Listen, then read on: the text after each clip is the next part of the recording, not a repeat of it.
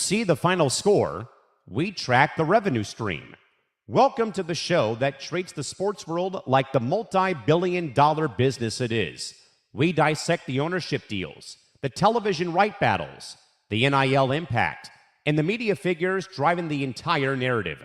From Wall Street to the locker room, we follow the money and the people who control the message. Welcome to Press Row, the business of sports, right here on the Empty the Bench Network. Now, here's your hosts, Callan McClurg and Nick Morgasen.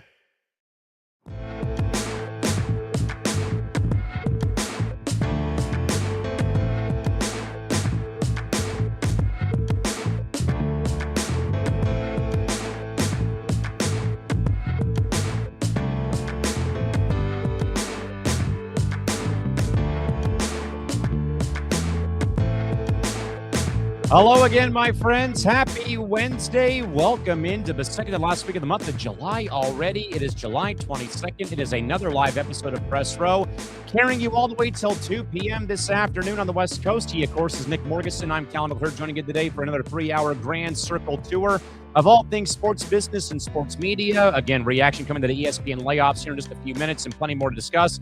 Nick, a wild and loony couple days in sports media and business, my man. Great to see you as always. How are we doing today? I'm doing good, man. This has been a whirlwind of a last couple of days. These are the shows that we like doing, not because of the Vrabel and Rossinis of the world, but how our industry is being affected. And in a terrible way. Yes. We talked about it on Content Dungeon, which, by the way, can we give a round of applause to the people the 1,900 plus people that came and joined us on that show, which, by the way, you said it the other night. That proves that show needs to stay and needs to be part of our lineup. But in the words of Blondie, one way or another. Yes. Exactly. So we're let's put it this way. If you're looking for info on the ESPN NFL Network layoffs, strap in, find your popcorn, drink a legal beverage of choice.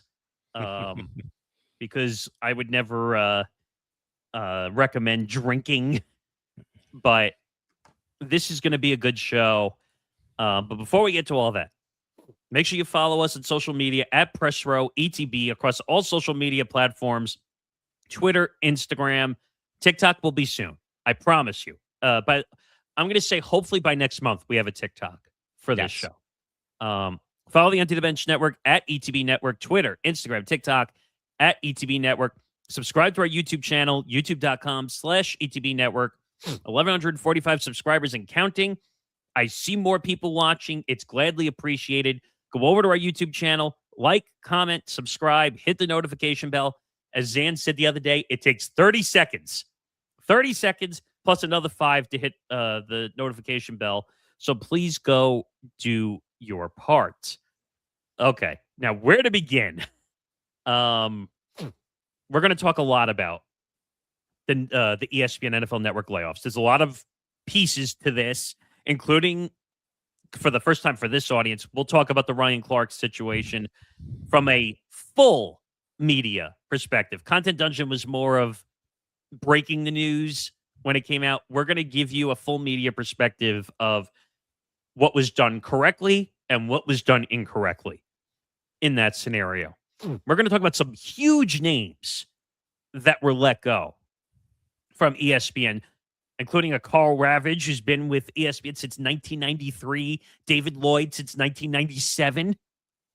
I mean, that's just 2 names. There's a lot of names. Some former NFL players, too. But that's going to dominate part of today's headlines of the show. I mean, heck, look at the title of today's show, for crying out loud. We're going to spend a lot of time. From the radio side, Audacy makes a licensing deal with SiriusXM. This one I'm still scratching my head on slightly, a little bit. Yeah. Because you're taking local stations and programming them into a national distributor.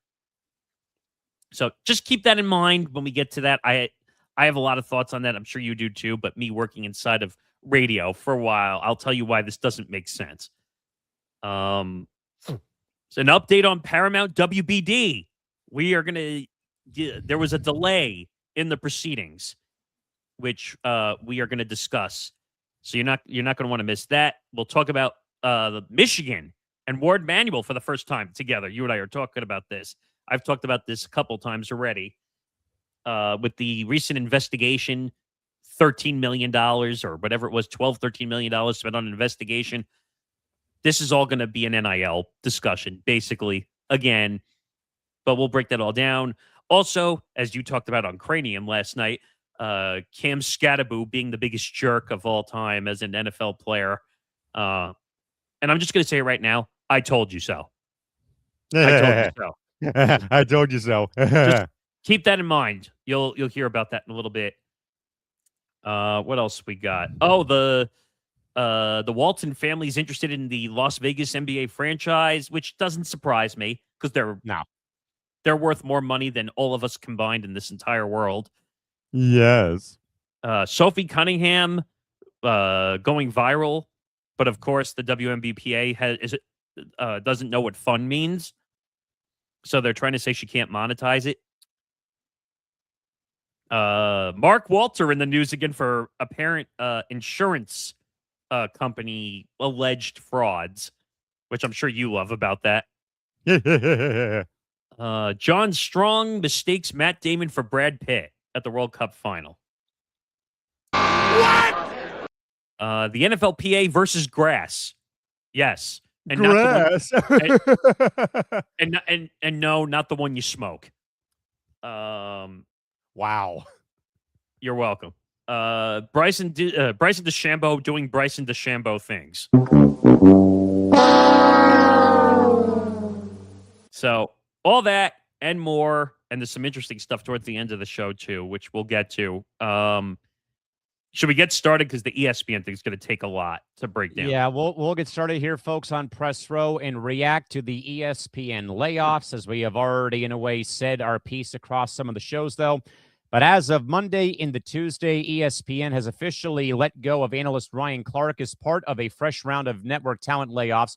Clark was abruptly pulled off the air with only 10 minutes left to go in the show on Monday for NFL Live, along with the fact of departures of David Lloyd of SportsCenter, Carl Ravage, Charles Davis, Tom Pelissero, among others. But also, mainly with Clark, though, his departure follows mounting internal friction, including the on-air clash he had months ago with Peter Schrager, where Clark dismissed Schrager's analysis because he never played football, claiming his own ex-player status made his perspective far superior, which also went into the commercial break and also includes his social media banter with former quarterback Robert Griffin III from Fox Sports regarding WNBA coverage, where Clark went very, very out of bounds towards targeting both Griffin's wife and his family. But of course, Nick, we were talking mainly about all of the other layoffs. So, Nick, your full reaction to this story is what? Well, I started to say it to you in Cranium the other night. I said it to you guys during Lounge a little bit. I said it mostly during Cranium last night. They're basically throwing away pennies to make a buck. Now, people are probably saying, what the hell does that mean? What it means is that they want a tax write-off because they still have to pay the contracts that they're under. Just because you fire somebody does not mean that the contracts go away. Remember what happened with, and I can't remember the former football player's name, Keyshawn Johnson, yes, and Max Kellerman, and all these guys that they fired last time. You still have to pay the contracts. You don't just rip up a contract and make it go away.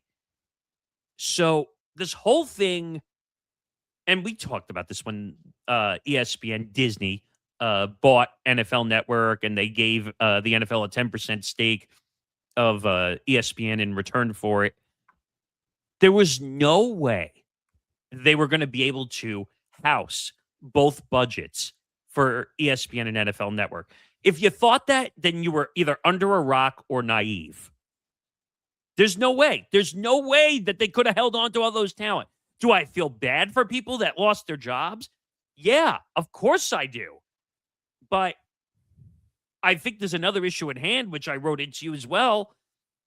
If you're just going to pay two guys to be the big talent, and this shouldn't be difficult to understand. It's Stephen A. Smith and Pat McAfee, both making McAfee's new deal is $60 to $65 million a year. Combined, they make over $100 million in total. Right. And I think part of that, because the show is licensed, that money is considered what everybody is making. Regardless, $60 to $65 million for a show that's not even technically theirs. Right. Stephen A. Smith, $40 million a year.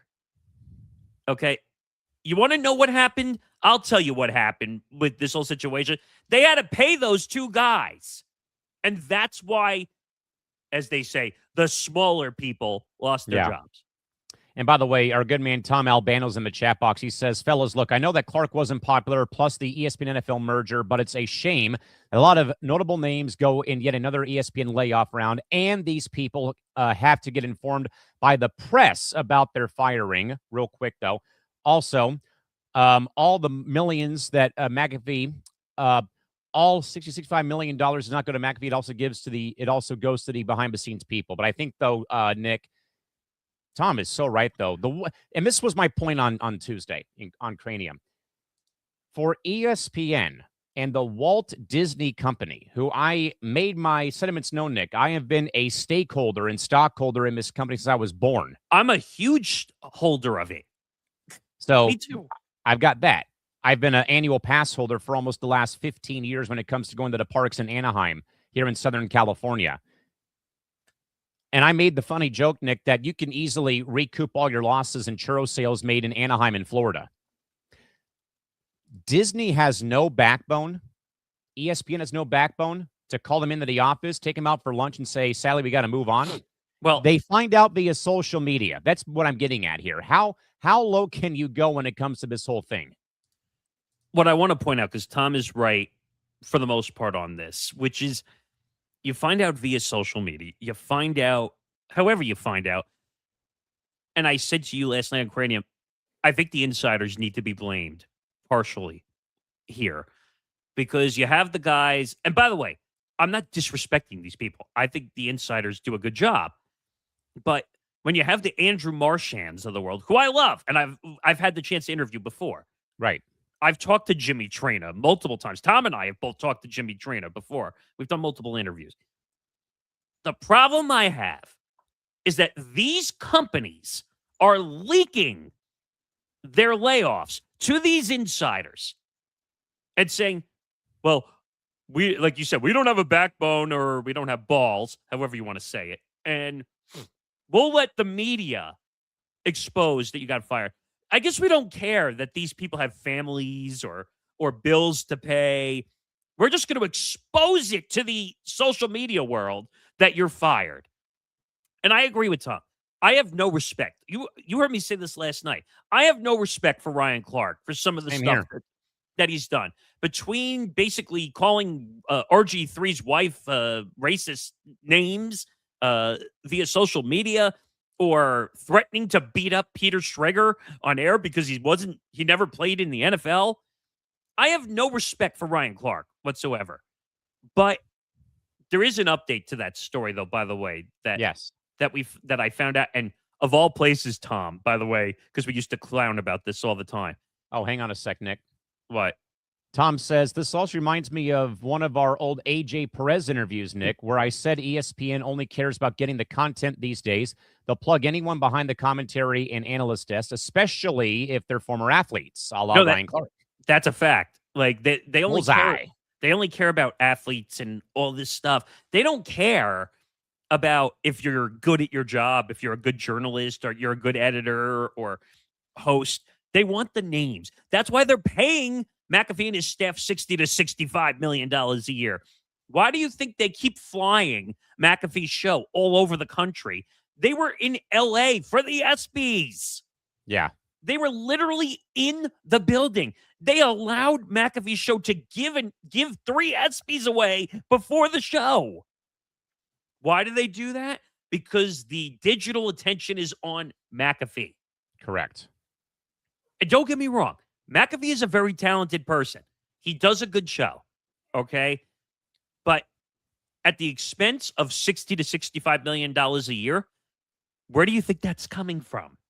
Yeah, from all these layoffs that they're doing here. Well, all the small people. And by the way, let me be very clear. I'm not saying that to be mean. I'm pointing out just in the power structure, the grid, the organizational grid. The smaller people are the camera people, the production people, smaller talent. Okay? These people are losing their jobs because McAfee and his staff have to pay $60 to $65 million a year. You're telling me that they wouldn't be good at 20 to 25 or 30 million a year? No, because they're hungry hippos wanting every nickel and dime out there. The one defense I will make is McAfee drives a lot of numbers digital. For sure. And I don't think we're questioning the work or the drive. No, not at all. I think it's just more about how the company went about these layoffs and the pulling Ryan Clark off the air. 10 minutes left to go. I know there's a follow-up, but just, hang on a sec. So the way they handled Ryan Clark's situation, they got rid of what remnants they have of their baseball coverage and their love for the game of baseball by ditching Carl Ravitch after 33 years of service. Ditching David Lloyd, who was on ESPN News back in the 90s when he came here from KGTV in San Diego. The OG ESPN News. Yeah, before ESPN News kind of faded into the background. Stefania Bell being let go before the football season, where, again, people relied on her for fantasy football advice when it came to injury problems, like Charles Davis. And I said this, Nick, on Cream on Tuesday, because I was talking to Isaiah Leung about this on the phone on Tuesday. Tom Pelissero never gets his feet in the water, it felt like, when he got to ESPN. And him and I both agreed there was bound to be one odd man out when you had this merger take place. But then I made the very interesting point. Hey, there's an opening for the senior NFL insider role over at The Athletic in the New York Times. Why not go there? Well, I want to save him for a second because I want to do the actual ESPN people first. But the Ravage thing pissed me off big time, because I remember the Baseball Tonight days. I remember when the show would come on. They would do it as pre-shows sometimes before, especially Sunday if they Night were Baseball. on location for a SNB game. Correct. So I just have a problem with the way they're handling this thing, and I just don't know how to feel. And we'll go through some of this stuff because I have some of how it broke down. But there is a follow-up to the Ryan Clark situation. Yeah, go ahead. Which, believe it or not, TMZ got before everybody else. Who would have thought, right? Now, I'll give TMZ a lot of credit because they've gone away from a lot of the paparazzi bullcrap, and they're actually trying to be a news organization and trying to do stuff. So, as they say, Ryan Clark was let go by ESPN yesterday in the middle of a live show, and TMZ has found out that there is some inaccurate information. What? A source with direct knowledge tells TMZ Ryan was going to be notified on Tuesday, which we had talked about. Correct. Yeah, we already knew that. That he was part of a mass layoff. But on Monday, the network was made aware that a report, which was the Outkick report, was about to drop about the former NFL player being laid off. The report was going to be published while Ryan was filming NFL Live, which is what happened. Yes. And a call had to be made. How should he find out? We're told ESPN honchos decided to get ahead of the news and tell Ryan during a commercial break rather than him see an alert on his phone. Ryan did not come back on the air after being informed he was let go. Obviously, the news rattled him, and we're told both Ryan and ESPN agreed it was better not to return. So Ryan Clark basically said, on both my terms and your terms, I'll take it. So he was not yanked off air, which and this goes back to my point that media insiders don't get the full story. Mm-hmm. TMZ says it's not like Ryan was then escorted off set. Ryan was appearing on the show via Zoom anyway, so he wasn't in a studio. He was at home, like we are right now. Correct. It says our source also threw cold water on speculation that Ryan's NFL Live colleagues were told what was about to happen. Folks believed that to be the case because the talent was nodding on camera. But we're told all the nodding was just Ryan's colleagues agreeing with the points he was making during what turned out to be his last segment. Ryan broke his silence on Tuesday morning. I have the tweet here. Yeah. And he wrote, sending prayers and love to all those laid off today by ESPN. So many of you have poured your life into that company, and I know you're feeling right now. My hope is, as this door closes, another one opens for you all. Very well said. But this is the problem. And I love, you and I follow the media insiders more than most. Yeah. But sometimes they don't get the story 100% correct. Yeah. They're probably like 90% right at one point, but then there's that lingering 10% out there that's not fulfilled quota. Yeah, but in this case, this 10% was wrong. Major wrong, yes. He was never pulled off set. He was never yanked out of a studio. I don't think anybody knew what was going on. We did know that Outkick scooped their own company in figuring out the news, which that tells me someone inside the confines of ESPN knew and told insider information. So I'm having some issues with that because Marchand and Glass-Steagall and all those guys were saying that he got yanked out of studio and was fired during a commercial break. That didn't happen. It might have taken place during a commercial break, but they decided maybe it's not a good idea to come back on. I think, Nick, the main parallel I tried to draw on Tuesday and even writing into to ETV Sports was that, ESPN's one thing, as I'll kind of branch off here for a sec. But again, this is also a full company umbrella-wide issue here we're talking about, and I made that very much clear on Tuesday that, yeah, ESPN's one thing, but we also have lost about 150 people from Pixar Animation who just saw Toy Story 5 break $1 billion in box office revenue. At least a dozen news staff members of ABC News were thrown to the curb. Nat Geo lost, I think, a very huge amount of their workforce. 100 to 150. So this isn't, ESPN's one thing, but there's also, another domino effect out there, Nick, that people, unlike us, are not really focused on because they're looking at one side of the spectrum, that other people have also been affected behind the scenes and within the confines of the House of Mouse. Right. I mean, mostly because we're a sports media and business show. Like, we try to stay to the sports side as much as possible. But like the ABC News, 12 reporters were affected. Nat Geo was affected. Pixar was affected. So I don't think it's 100% fair to say that this is just an ESPN issue. When it's company-wide. But I would say the biggest names all came from ESPN, though, yes. All came from ESPN, and I guess you could say ABC also, depending. But I don't know. They were going to have to chop some budget. Yeah. And I made that clear on Tuesday that at some point when you have a merger of this magnitude, where again I think the NFL got a 10% stake in ownership of ESPN as a whole, that again somebody or some people weren't going to be a part of the parade or the party when this whole thing happened. And again, I think though, Nick, I'd say a little bit more stunned that Tom Pelissero does not really get a chance to really establish himself at ESPN.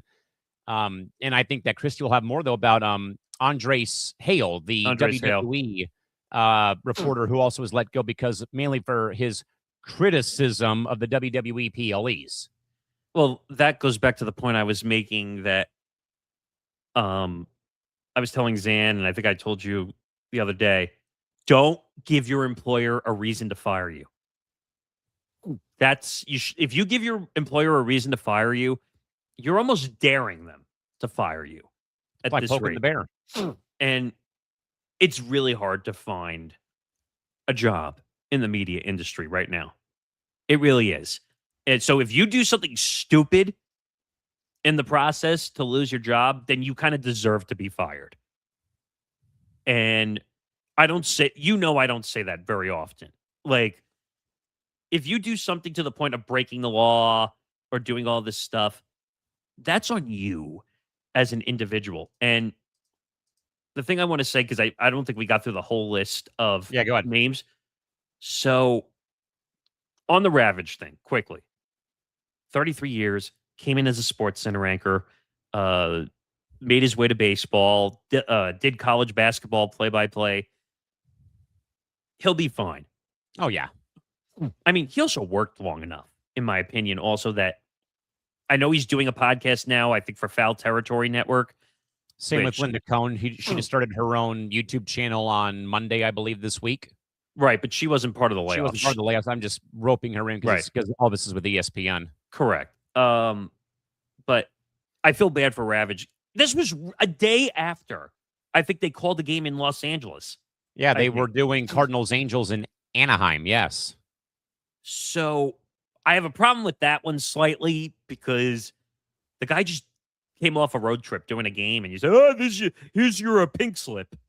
See you later." 33 years, as you said, like you picked up a ball of paper, just like, "Oh, we don't need you anymore." Like, yeah. It's like trash. It's like, where's the nearest dumpster? We're gonna throw you in it. Like, yeah, where's the common decency? Where's the backbone? There is no common decency. The business is business, and I hate saying that because I hate it. But it's like I said, they're willing to stumble over pennies to make a buck.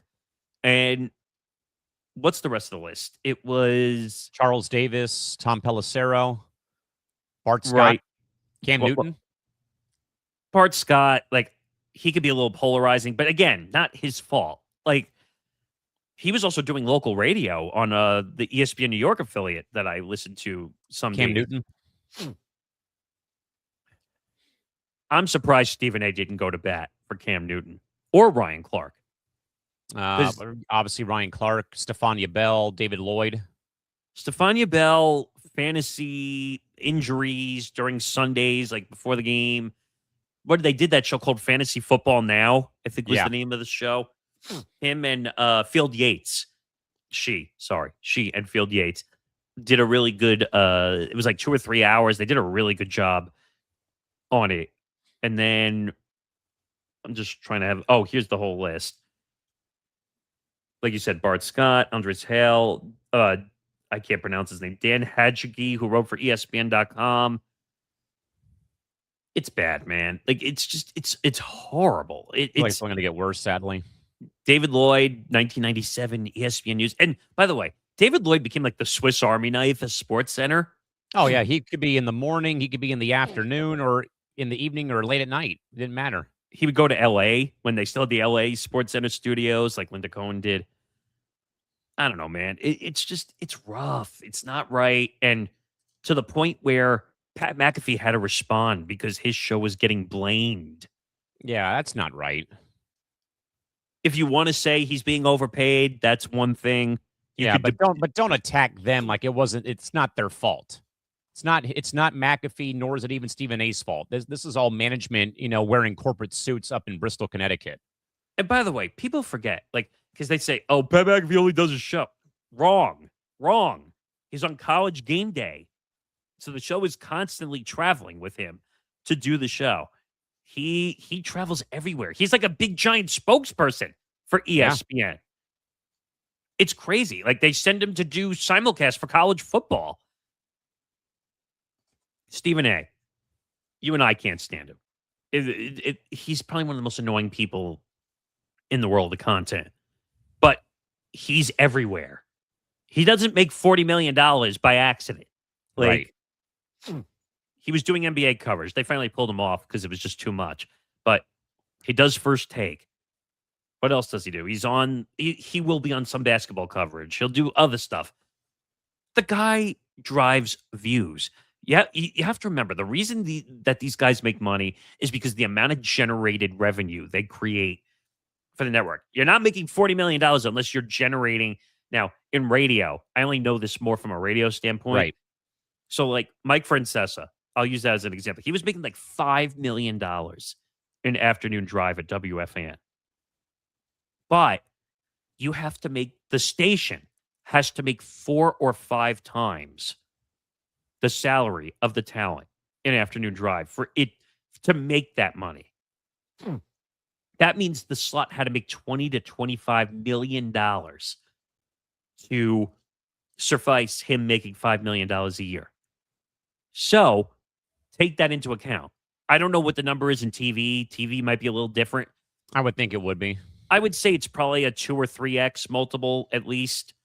So if he's making 60 to 65, or the show as a whole, let me say it that way, is making 60 to 65, that means that they have to generate 180 to 185 million in revenue to suffice paying the whole show 60 to 65 million dollars. That's insane. That is Insane. bonkers. Now for the NFL Network side, I feel bad for Tom Pelissero. I Big really time. do. Could not agree more. But here's another issue you run into. You have Adam Schefter. Rappaport. You signed Rappaport. By the way, how is ESPN's not going to get scooped on NFL Insider stuff anymore? They have the top 2 guys. Yeah. Why wouldn't you keep Pelissero and build a full team of insiders, though? I don't. Yeah, build the damn Avengers Doomsday team to go and fight Doctor Doom. I feel like that was a huge miss, in my opinion. Now, I said it to you the other night, and I think you brought it up on Cranium. It's a no-brainer. He should go to the Athletic. Bingo. And they just had the whole situation with Diana Rossini. I know they signed Jonathan Jones from CBS. Oh, that's right. Yeah. But Jonathan Jones is not Tom Pelissero. Yeah. Tom Pelissero is one of those guys that will drive your coverage. If you bring him in, he will get the same attention that Diana Rossini was supposed to get. And I think we'll do better, actually. Definitely. He could go a lot of places. He could go to Sunday Night Football on NBC. He could go to Fox. He could go to, I'm trying to think, Amazon. Yeah. For Thursday nights. Netflix for Christmas Day. Yeah, I would never wish that on Tom Pelissero ever. But yeah, big mistake. Charles Davis, I understand it. Great analyst. Did NFL, I think, with Iron Eagle in the booth. Yes. Big. I think he's number 1 in college football in the booth. I think also. So possibly. He's just going to take on more college assignments with CBS. Yeah. He'll be fine. Was there any other names on that list? Is he going to be working with Gary Nessler next season? I think so. Or Brad Nessler. Yeah, Gary Nessler. Brad Nessler, yes. He's getting Brad and Gary mixed up after all those years of them working on CBS. Well, I think you're thinking Gary Danielson is probably the guy you were thinking of. Who I think he either retired or he's close to retired, yeah. But he'll be fine. I'm not worried about him. The name of that whole list that I'm worried about is David Lloyd. Yeah, that'll be interesting. Now, he has had local TV sports roles before. He worked here in San Diego on ABC 10. I wonder who could scoop him up. I mean, could it be Fox? Could it be like Amazon or a studio show maybe? The problem is they want, and this is no offense to him, I think he's a great personality. They want young. Yeah. Which sucks because if you have a good personality, it shouldn't matter if you're young, old, or indifferent. It shouldn't matter. But, and this is, I'm going to take a shot at some networks because I don't think it's right. Where do all the studio hosting gigs go to? Normally. Former athletes? No. Young female. Oh, yeah. Younger demographics, yes. I don't think it's right that women only do studio hosting. They should be able to do more. Yeah. But they're looking for people with followings. I can't remember her name who's doing the NBA for Amazon. Oh, Taylor Rooks. Taylor Rooks. And I think she's going to be doing NFL, I think, at some point for Amazon also. Alongside with Carissa, or is that going to be something totally different?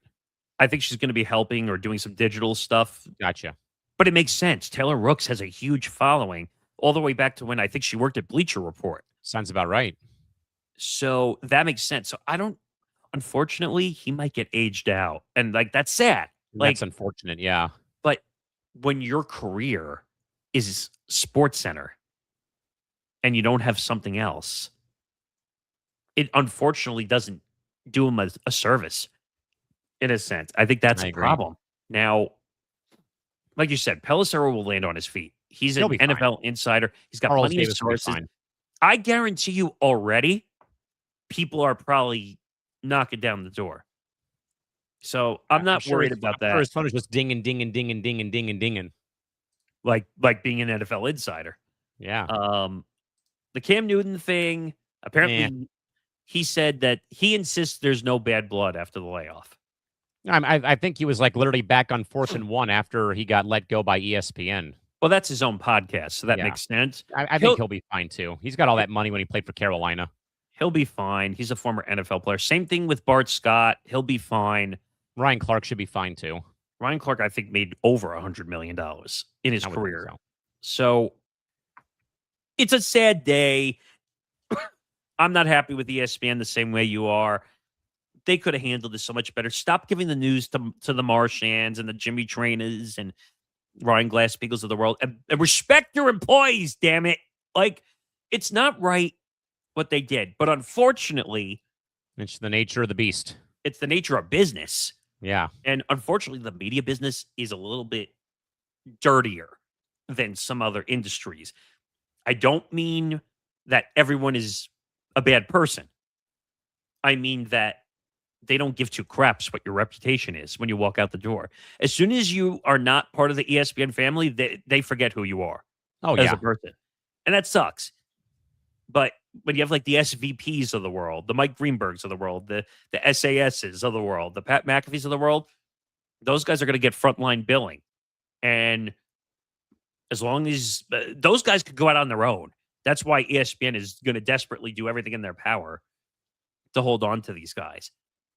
But this is a bloodbath in ESPN. Now, is it as bad as some of the other times when we had to report the unemployment of 300 employees, 500 employees, mostly behind the scenes people? It's not as bad. No, because this involves people that everybody out there knows. It's like going to Cheers in Boston. Like everybody knows your name. Right. And this is just, as they say, chopping the fat is what they call it, where they have to find ways to kind of cut down on the budget. Otherwise, they're going to go under. But I do find it interesting they cut some of the NFL guys knowing that they have the Super Bowl coming up. Yeah. So, and we saw Stephen A. do a 17-minute diatribe on Ryan Clark. If you're going to do a diatribe on Ryan Clark, why didn't you go to the bosses and say, I want him here still?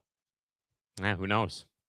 But there's going to be more on this. So we'll be back on this. Yeah, so we'll move on, folks, from one side of the business and media over to more involving the media.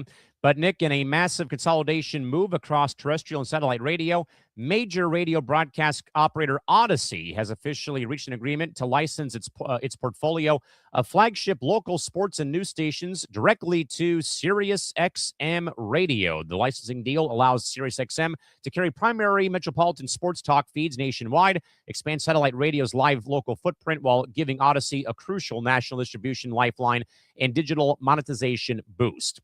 Nick, does Audacy licensing its major market radio stations to SiriusXM signal that the traditional AFM or AM/FM band radio operators can no longer survive on local ad dollars alone without a satellite streaming platform provider in partnership like Sirius?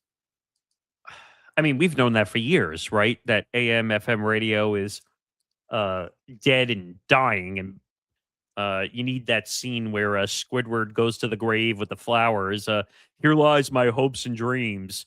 Yep. But instead, right on that tomb, here lies AM and FM radio on the decline. I mean, unfortunately, I don't think this has anything to do with growth. I think this has to do with survival. I think even Sirius is having its own problems right now. Sirius had to pay a license fee to Audacy. It's not like Audacy went to Sirius and said, "Oh, we'll pay you and we'll put our channels on there." But what I don't understand, and I'm reading the amount of stations, I have a list of it here. So according to Andrew Marchand of The Athletic, on Tuesday morning, sharing that WFAN and 41 other Audacy-owned radio stations will soon be available on SiriusXM. In addition to WFAN, Philadelphia's WIP, Boston's WEEI, Chicago's The Score are among the local stations included in the SiriusXM agreement. According to Andrew Marchand, the partnership will see Audacy receive a licensing fee, and it's expected to start September 1st. Right around the time that football season gets underway. Each of the 42 stations will be available on the SiriusXM app, while WFAN and 8 other stations will also be offered in vehicles built in satellite radio. So it's going to be on a channel somewhere. Yeah. But here's the question, though. You're in San Diego, because I'm in New York. I could get WFAN regardless. Are you really tuning into WFAN on satellite radio to listen to New York sports talk radio? No. I'm going to answer your question for you. But honestly, what do you think of that? Like, that makes no sense. No, this doesn't make any sense. And I was actually trying to see if anything out here would be affected. And what I've been gathering is that 97.3 and 97.1, which is the new LA-based FM talk station, will not be affected by these moves. I think but it's part of the deal. It's going to be on Sirius, the new LA channel. Yeah, I don't have a Sirius, so I just listen on the Audacy app on my phone for Padre baseball and local talk radio here. But I'm talking about from a logistical standpoint. Say you had Sirius. Are you really going to tune in? Oh, absolutely not. Right. Thank you. No. This makes no sense. Now, I think there was a much larger list. I have to find it. But they're also, I think, putting music stations, and they're taking 1010 wins from here and putting it on Sirius. Like, who's listening to local New York news on satellite radio? It makes no sense. Other stations. 105.3 The Fan in Dallas, 95.7 The Game, San Francisco. WIP, WEEI, 97 The Ticket in Detroit. And The Fan in Cleveland and Pittsburgh will all be available to listeners in their cars. But for the first time since 2008, New York sports radio listeners will be able to hear Chris Russo, Christopher Mad Dog Russo, and WFAN on the same platform. So I just pull up a list too, Nick, as well, about 23 stations in total for sports launching on the 1st. Broad vehicle availability will include WFAN, as you already mentioned, Chicago, Dallas, San Francisco, Philadelphia, Boston, Detroit, Pittsburgh, and Cleveland. On the SiriusXM app and 360L radio systems only, these 14 stations will launch on the 1st via the app and vehicles equipped with SiriusXM 360L technology. KNXFM 97.1 in Los Angeles, KILT 610 in Houston, WJFK and WTEM in DC, WZGC in Atlanta, WQAM in Miami, KWFN in San Diego, KJZFM in Baltimore, KRSK in Portland, KIFM in Sacramento, KFNZ in Kansas City, WSSP in Milwaukee, WMFS and KDCD in Memphis, and then WGR 550 in Buffalo. Yeah, they're all sports stations for the most part. Yeah. News. Okay, here we go. News and talk stations. Winds in New York, 92.3 FM. KNX in Los Angeles, WBBM Chicago, where the Bears have their flagship radio station, KCBS San Francisco, KRLD Dallas, KYW Philadelphia, and WPHT in Philadelphia, WWJ Detroit, WAOK. And by the way, that's a great call sign, by the way. They can have fun with that one. Yeah.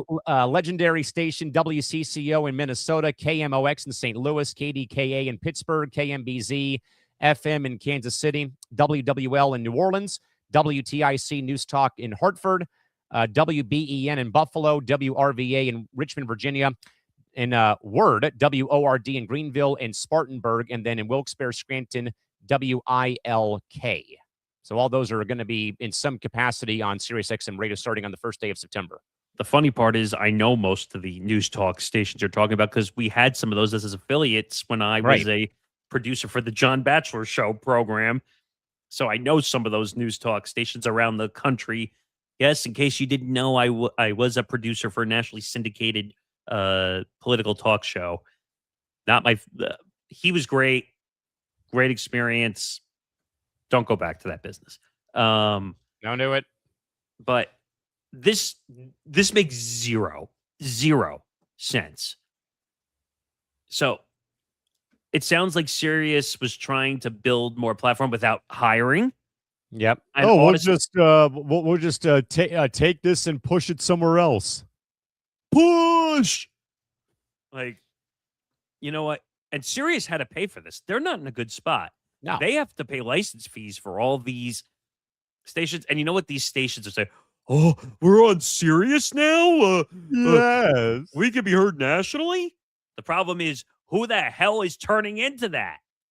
Unless you're a fan of the Yankees living in San Diego and you want to listen to WFAN talk radio, that's it. But you said it right before. You need Sirius, too, for this to make sense. Yeah. I happen to have Sirius XM, but to be honest, I would never go back the other way. I actually think Sirius sports channels are better. But so I would be the non-customer because I listen to all the channels on their own. Right. For sports. I don't need WFAN on Sirius. I'm going to listen to Mad Dog. I'm going to listen to NBA radio. I'm going to listen to NFL radio. I don't need local channels in Oshkosh, Listen to the Wisconsin. Yankees. I can't watch them on TV. But I'm just saying, like, do I really need the local station in Oshkosh, Wisconsin on Sirius? Like, no. Like, only if Bart Winkler's there. Well, I wish. We got to get him back on. We do. But it's just one of those things where it's just like, come on, dude. Like, what are you doing here? And why? And what are you trying to accomplish by putting the stations on a national platform? Like, so you're telling me for New York, someone in Texas is going to tune in on satellite radio and say, "Oh, I have to listen to WFAN in New York." Like, No. By the way, this is a soccer story. Oh, great. And it has to do with Inter Miami. Okay.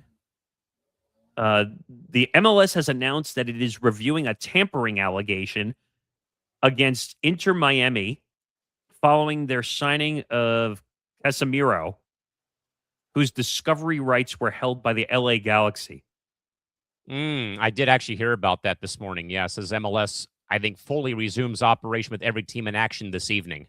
Care to explain that to people maybe who don't understand discovery rights? Yeah, I really haven't I really haven't looked through this whole thing, and they said it was discovery rights in Major League Soccer. That's correct. So what this means is that MLS discovery rights allow a club to hold priority negotiating rights for players not currently in Major League Soccer, giving them first opportunity to sign the player or trade the rights to another team.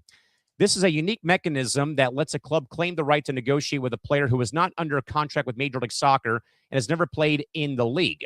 Each team can maintain a discovery list of up to 7 players at a time, and the league ensures no player appears on multiple lists simultaneously. This system is designed to prevent bidding wars, maintain competitive balance, and reward teams that identify talent early and keeping them within the MLS confines. So in a nutshell, essentially, a club adds a player to the list and confirms it with league officials. The club holds the rights and has first priority to negotiate with the player if he wants to join the league. If another team wants the player, they must purchase the discovery rights from the original club, typically using their pool of either super draft picks or general allocation money, or GAM. Rights apply only to players outside Major League Soccer. Returning MLS players are subject to the right of first refusal instead. This has, though, happened already, though, Nick, on 3 separate occasions involving Thomas Müller, the German national team star. The Whitecaps had to pay Cincinnati around $400,000 just to negotiate with them, despite Müller never playing in Major League Soccer before he went to Vancouver. Marco Reis with the Galaxy, they had to pay Charlotte FC $400K in GAM to acquire his discovery rights. Now with this one here, his move to Inter Miami was delayed because the Galaxy held his discovery rights in requiring financial compensation before negotiations could in fact produce. Rights exist, by the way, real quick, to ensure, discovery rights exist to encourage early scouting by rewarding teams that identify talent first, prevent the wealthier clubs like the Galaxy from dominating the marketplace and outspending others for top international players, maintain league control over player acquisitions in MLS's single entity structure. And though it's controversial, the system does ensure that MLS clubs do operate with a structured, framework for signing international talent, balancing competitive fairness with player acquisition flexibility. I know I dropped a lot of you there, Nick, but that's the simplest form I can tell you. So basically, it has to do with almost like bird rights in the NBA, in a sense. Like, you have to follow the rules for whatever the rights are, and if you don't follow them, it leads to a massive investigation on who has the rights. This is actually a good plug down the road for benchmarks. I will talk about how loony Major League Soccer's salary cap in Major League Soccer operates with stuff like this happening. By the way, we have the updated numbers for the World Cup. So are you interested to hear how many people watched the World Cup? 125 million people. No, not that much, but 66 million watched Not the bad. World Cup. That's actually good. Yeah. And that's Telemundo included into there. Telemundo announced a record-setting 23.9 million viewers watched the Spanish language broadcast for Spain's 1-0 victory over Argentina, combined with Fox's 42.5 million viewers for the match only window. So I guess that means just the match, not any of the pre-show stuff. Hallelujah. So the total World Cup final audience reached 66.4 million viewers, far and away the most watched soccer match in U.S. history. There we go. I mean, that's not a surprise. No. Soccer is here to stay. What It's more not do you going want? anywhere. What more do you want, folks? Now, you get Nick D over there making the argument, it's not football numbers. Okay. Because the discovery is not there as much Correct. for soccer than it is for the NFL. If there was more discovery involved in soccer, it might fully compete with the NFL in some regards. Or how about you take your ass to Harrison, New Jersey, stop going to Atlantic City, and watch the Red Bulls play, for God's sakes, and then come back and talk to me and Trevor. I got to make my way to, which team is it again? New York City FC. The Pigeons. The Pigeons, yes. I got to go there. Is that the one that played at Yankee Stadium, or is that? And then they split their time for a couple games at Citi Field before they eventually moved to Queens pretty soon. I got to go there. I've heard some good things about the stadium, too. Yeah, well, they're playing it. Well, they're playing at Yankee Stadium. Come on now. No, but I'm saying I've heard the other thing they're talking about, too. Yeah, for Etihad Stadium, yes. Which, by the way, our good man Trevor Williams will be at the match between the Pigeons and the Crew in Columbus tonight. So we'll hopefully have some ETP content to keep the channels flowing as we are post the World Cup. With that, Nick, still, though, in major media news, though, but, Nick, the federal courts have paused the Paramount WBD merger again as the federal courts have officially issued an injunction halting the proposed mega merger between Paramount Pictures and WBD until at earliest August the 3rd. The pause gives regulatory agencies extra time to review potential antitrust violations and media consolidation impacts, leaving major broadcast properties and streaming integrations in limbo. Nick, with courts pushing back on the merger, are we seeing the legal limit on how big legacy media giants can grow before federal regulators step in to protect the market's competition? I knew there was going to be a fight. This was not just going to pass. Oh, we're done. We're just going to put a stamp of approval on this. It was never going to happen. It's a huge deal. These are $2 billion companies that are trying to merge together. And obviously Paramount would be the leader because the Ellison family has the more money than this entire network would ever see in their entire lifetime.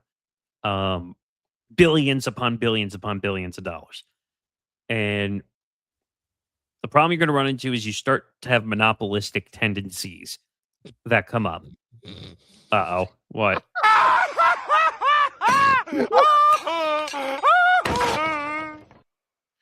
Because I was curious about when New York City is back at home. For one, they're back home next Saturday against Zan Bando and the Chicago Fire at Yankee Stadium. Yeah.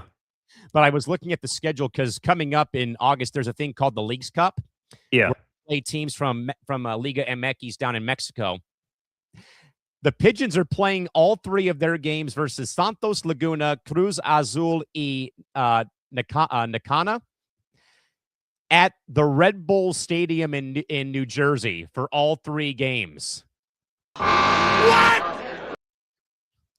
I think because the Yankees are probably at home in the Metro, and the only place they can is in New Jersey. Probably. At the arch rival stadium. I'm sorry, I just had to laugh about that. Go on. But $2 billion companies, Paramount, Warner Brothers Discovery, 13 states or 14 states have already been involved in filing petitions against this. Including us out here. Well, yeah. Well, you guys, I think, led the petition, if I'm not mistaken. It's going to happen at some point. They can only fight this for so long. Yeah, you can only keep kicking this can down the road. And, I kind of wonder what it would look like, though, Nick, for like the sports portfolios if this merger goes through, because you got Paramount with the NFL and UEFA Champions League and the WNBA and March Madness. Golf, March Madness and golf and whatever else they have. Baseball. Then you've got WBD, though, Nick, where what do they have? The NHL, NASCAR, wrestling a little bit, WWE or AEW, I should say, when it comes to that promotion. Them not having the NBA, I think is, and them not having the NBA, I think is just still a big gaping hole for them. I think it's just more even though there's sports, there's a lot of entertainment properties between the two sides also, which is going to make this deal. I'm trying to look it up because I'm curious to see how this will affect sports properties, because I mean, I know WBD is going down the toilet, but yikes. Let's see. So, that's right. We're forgetting Paramount was CBS Sports. Yeah, and that's why I said the NFL, UFC. Yeah, depending on if they air certain cards, but this just makes the March Madness thing even though they were already working together. Exactly. Now they're just going to be the same company, which I think is a partial conflict of interest because they're now the same company and they're going to be doing things together. But so they're saying it shifts WBD's recent second-tier sports strategy, merge streaming services like HBO Max and Paramount Plus, and increase broadcast exposure for select cable properties. Well, that'd be good if they merge HBO Max, because I already have Paramount Plus. I have Paramount Plus. Well, HBO Max is pretty much gone. Like you can't even open it anymore. But they're for sports portfolios. Oh, we forgot PGA Tour. All right, I said golf. Yeah. So they have March Madness, NHL, PGA Tour, UEFA would all be under the same roof. WBD also has Unrivaled. Correct. Yes. So I guess technically they could simulcast stuff to multiple platforms, which that becomes annoying at some point. Yes.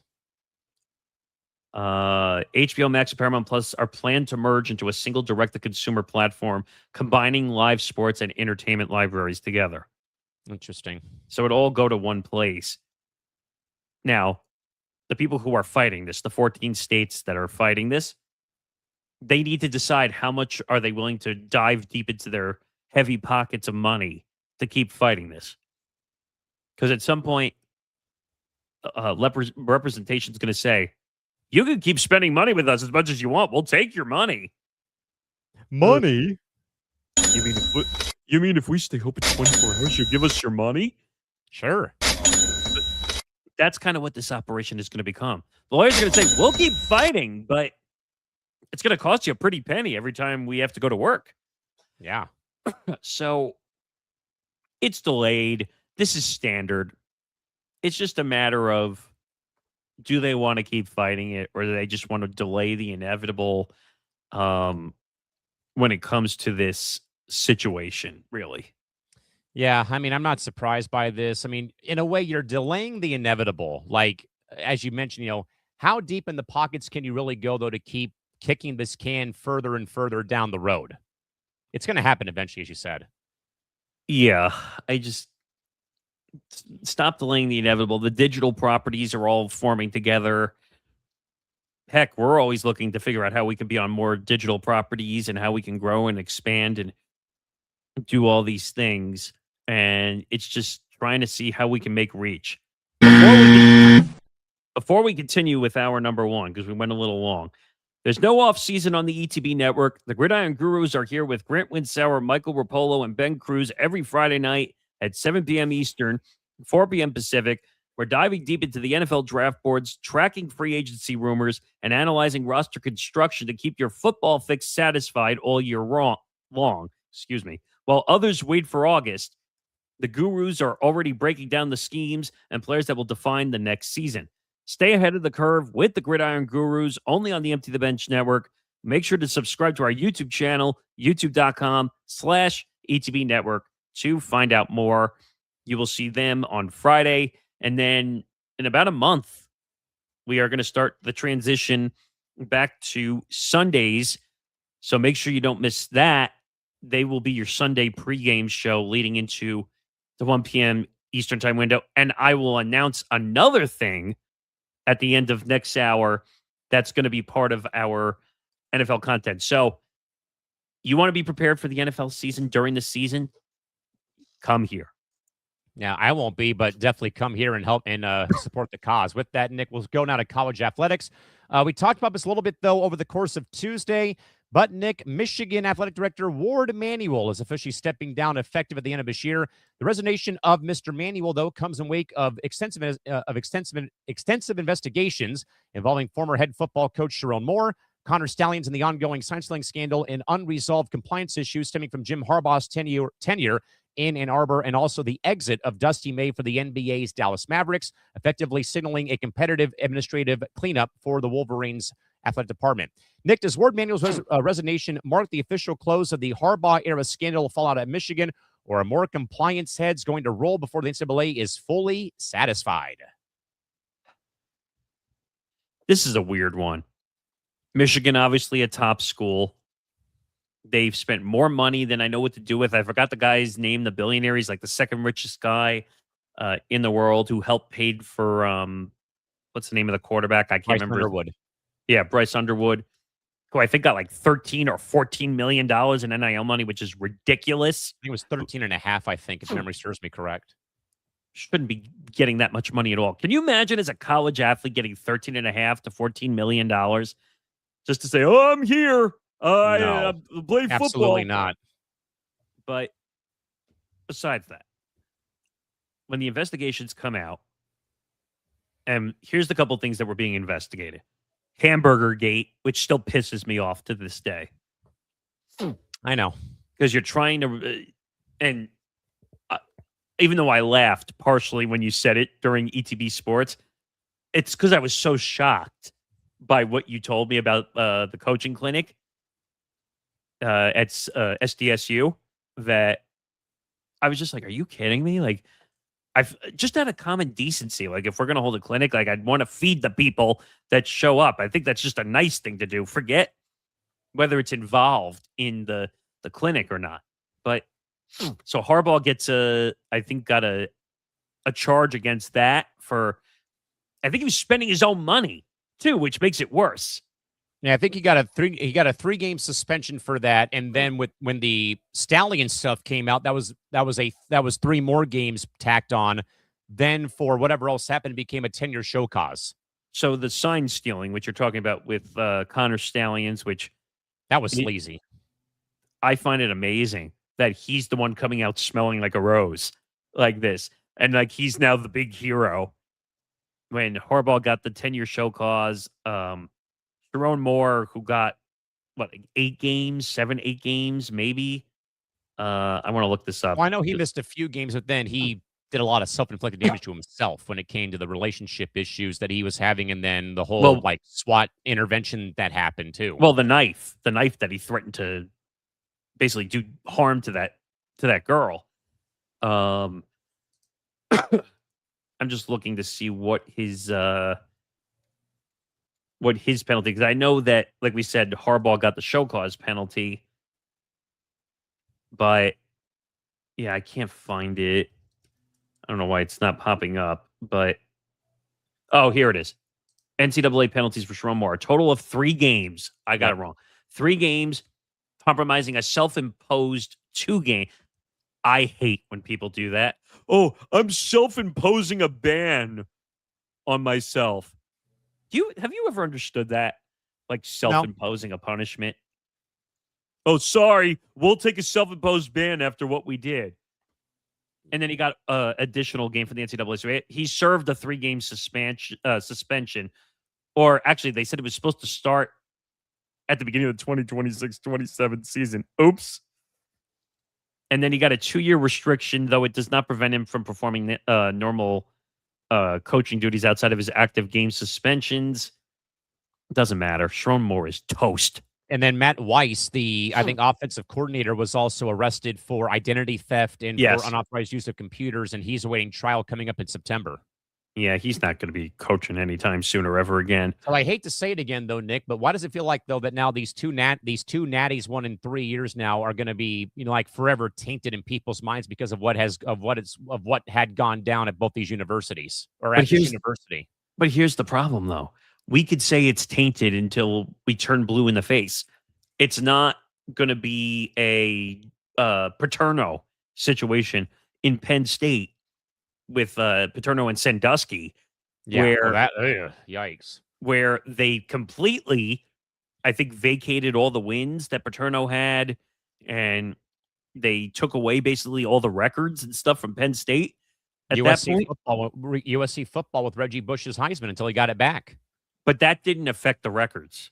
They were forced to vacate all the wins in the national title from that year. Were they? Yeah. See, that's wrong. Like, if you want to say, like, at the time, before we knew anything, you wanted to say, oh, we'll take his Heisman Trophy, fine. That's no problem. Don't take it out on the team because he took money from an agent. No? Yeah, exactly. The Paterno situation and the Sandusky situation affected the whole team. It affected the whole university. That's why they went in and they removed all the records. USC did, in fact, vacate the 04 national title and multiple wins in wake of the Reggie Bush NCAA sanctions coming out. See, in my opinion, though, when they gave him his Heisman back, they need to put those records back in the book. It took them until 2010 to finally punish USC football. But did they ever put the records back in after he received his Heisman back? The NCAA back in 2010 found that Bush and other The NCAA found out that Bush and other USC athletes had received improper benefits, leading to a 2-year postseason ban, a deduction of 30 scholarships over 3 years, and a vacating of old games. The sanctions appealed retroactively to the 04 season, which was dominated by both Bush and Matt Leinart.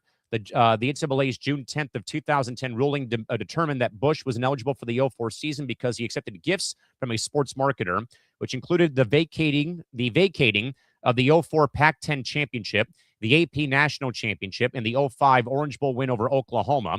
The BCS followed suit, stripping the Trojans of the 04-05 National Championship and vacating the 05 Orange Bowl result, as well as the 06 Rose Bowl loss to Texas.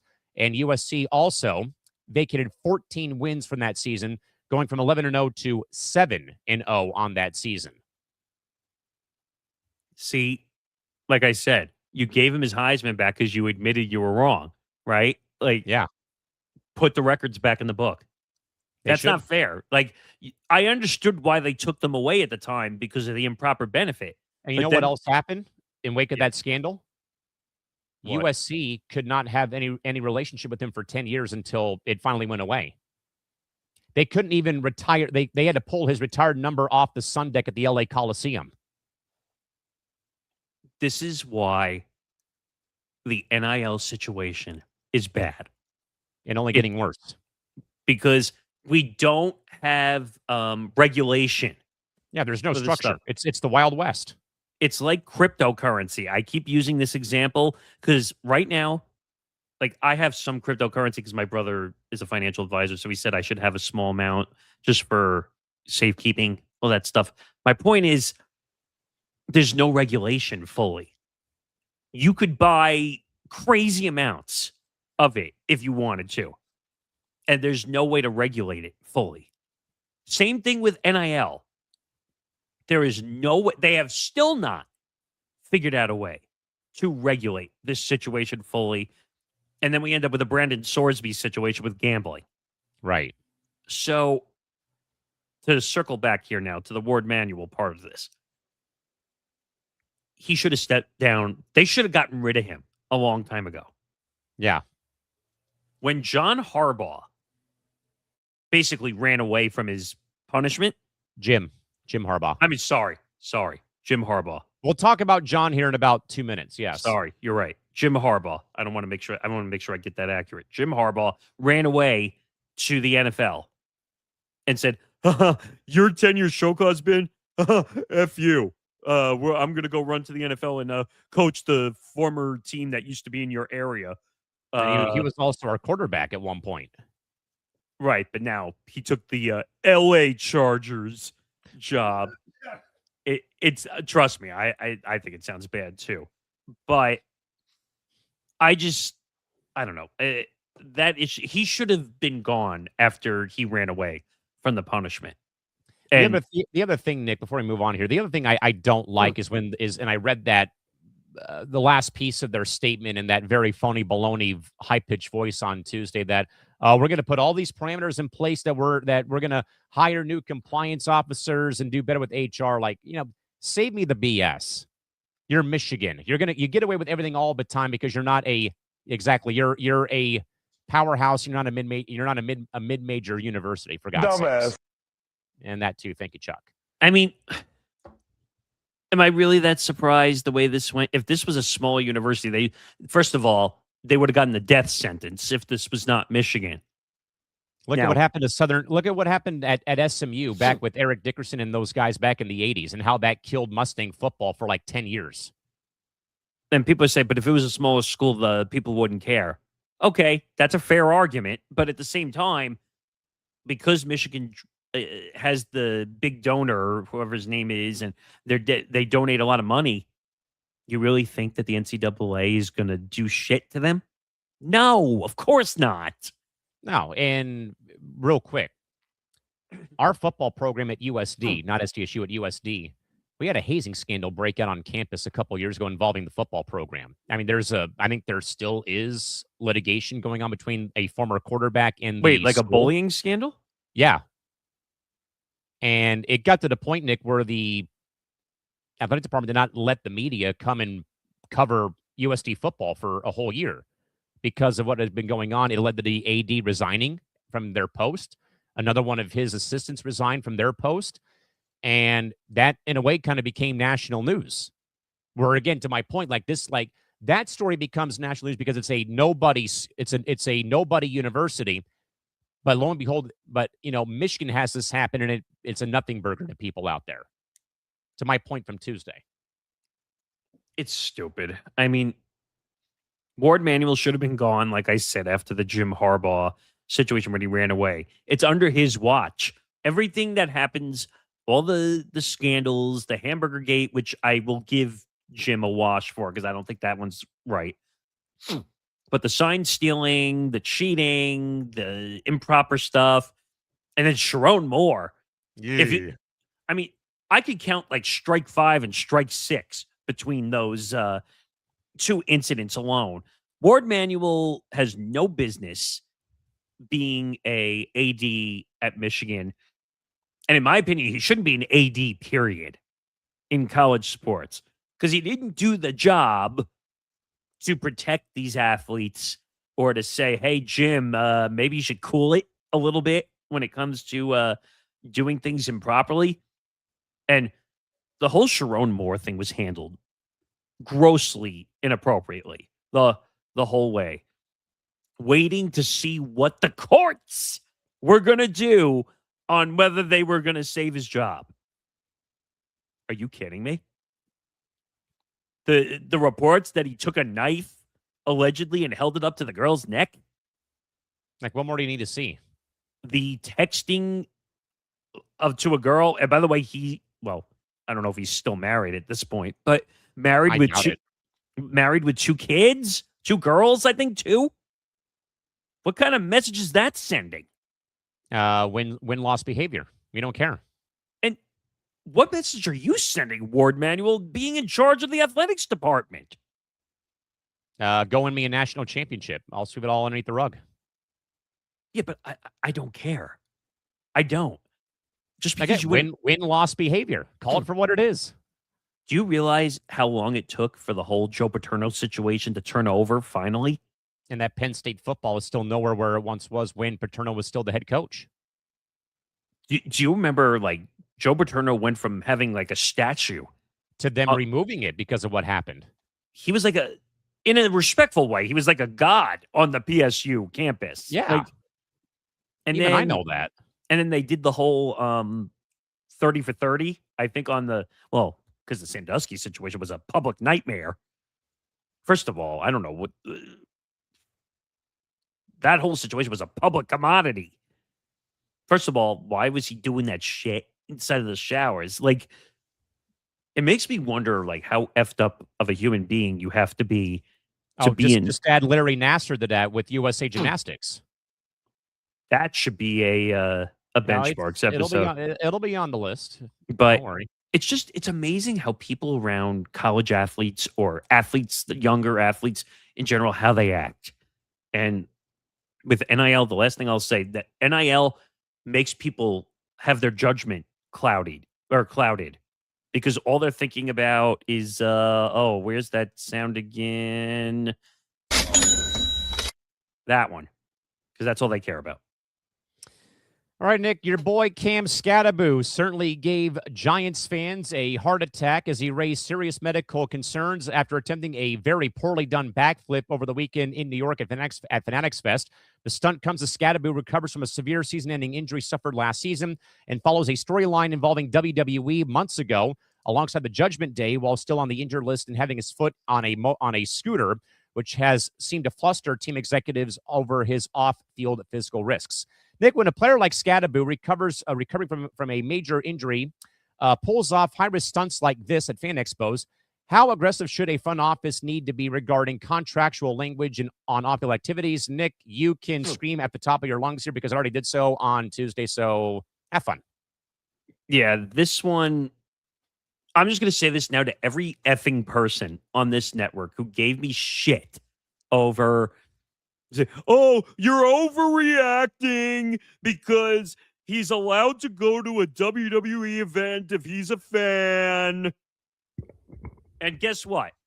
At the same time, where he was recovering, I think Callan said it on Cranium, that he was still on that leg dragger thing where you put your knee on it and then you have to use your other leg to push it.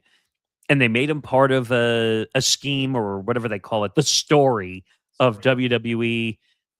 And he could have gotten hurt then, for crying out loud. And it was but Nick, you're overreacting. You're wrong. You're an idiot. You're a jerk. Blah, blah, blah. And then what happens? We make it to Fanatics Fest this past weekend, which is in my neck of the woods in New York City. Nico was actually there, I think, all 3 days. Dino. And so was Dino. We saw some cool pictures from it. But so Cam Scattaboo was on a panel. I still can't figure out what panel he was on. But he decides in idiotic fashion to do a backflip. And when he lands or tries to stick the landing, he lands on his ass and almost blows out his surgically repaired leg. That was after he also showed off the scar to the crowd like he was showing off like his manhood. Like, come on, man. What the hell are you doing? Are you kidding? Where are the Giants? You said it. Where is John Harbaugh? Making light of it on ESPN yesterday. Oh, I didn't even know that. Laughing about it. Wait, John Harbaugh was making light of it? John Harbaugh sarcastically or in a funny way try to make fun of it and saying all he had to do was stick the landing, or he should have stuck it. You know what I'm wondering? I'm wondering if that was a little defensive mechanism because, like, he probably was cringing on the inside. Maybe. Who the hell knows? But this is ridiculous. Every single person on this network who told me, "Oh, you're overreacting and it's not a big deal." Are you kidding me, people? What happens? And I said this to Callan the other day. What happens if the inevitable happened and he blew out his leg, his surgically repaired leg, and he tore Or even worse, what if it was the other leg he blows out? Okay, but my point is, if he tore the ACL or meniscus, and the headline stated, Cam Scatterbo does backflip at Fanatics Fest, which leads to season-ending torn ACL or torn meniscus. What do you think would have happened? Exactly. And I'm going to get backlash from some of the Giants fans with what I'm about to say. The Giants need to cut Cam Scatterbo. They need to cut Cam Scatterbo. This is not worth the headache this is going to bring. It's not. I don't care how good he is. I don't care if he generates revenue for the Giants. I don't care. As the Giants organization, which already has problems up in their own ownership box because of all the investigations we talked about, as Coach John Harbaugh, do you really want to deal with a Cam Scatterbo and all his ego, his attitude, talking about how CTE is fake? This guy has already passed strike 3. I know you said, or you and I both said one more incident. I thought about it last night. I think he's way beyond strike 3. Oh, yeah. When is Cam Scatterbo going to grow up? Or going to grow up? I should use my grammar properly. When is he going to grow up and say, you know what? Maybe I'm being an asshole. I need to be an adult. When does that happen? When he has another season-ending injury. But I'm saying he needs to be put in bubble wrap, and he needs to seek permission from the Giants to go anywhere from now on. Oh, but that's violating his freedoms. Okay. What is his contract state? He's a New York Giant. Who pays his contract? The New York Giants. Who do you have to report to? The New York Giants. Tell me where I stuttered. Help me here. I said my piece on Tuesday, and before everyone says, well, you just don't like the NFL, and we don't care that you don't like football or the American version of it, I don't care. I literally said on Tuesday on Cranium, I have sat through this kind of a situation with a player being immature, dumb, and stupid, revolving around Fernando Tatis Jr. 5 years ago, Nick, as I made the mention on ETB Sports and on Cranium on Tuesday, what happened during the offseason? Tatis Jr. goes to the DR to hang out with family, attend to a bit of a personal matter, and he is out and about riding a motorcycle or a dirt bike, because that's how you get around the island, and he jacks up and fractures his wrist and covers it up. Where, again, I think the Padres would have been in their best interest to avoid that new contract he had gotten at that time.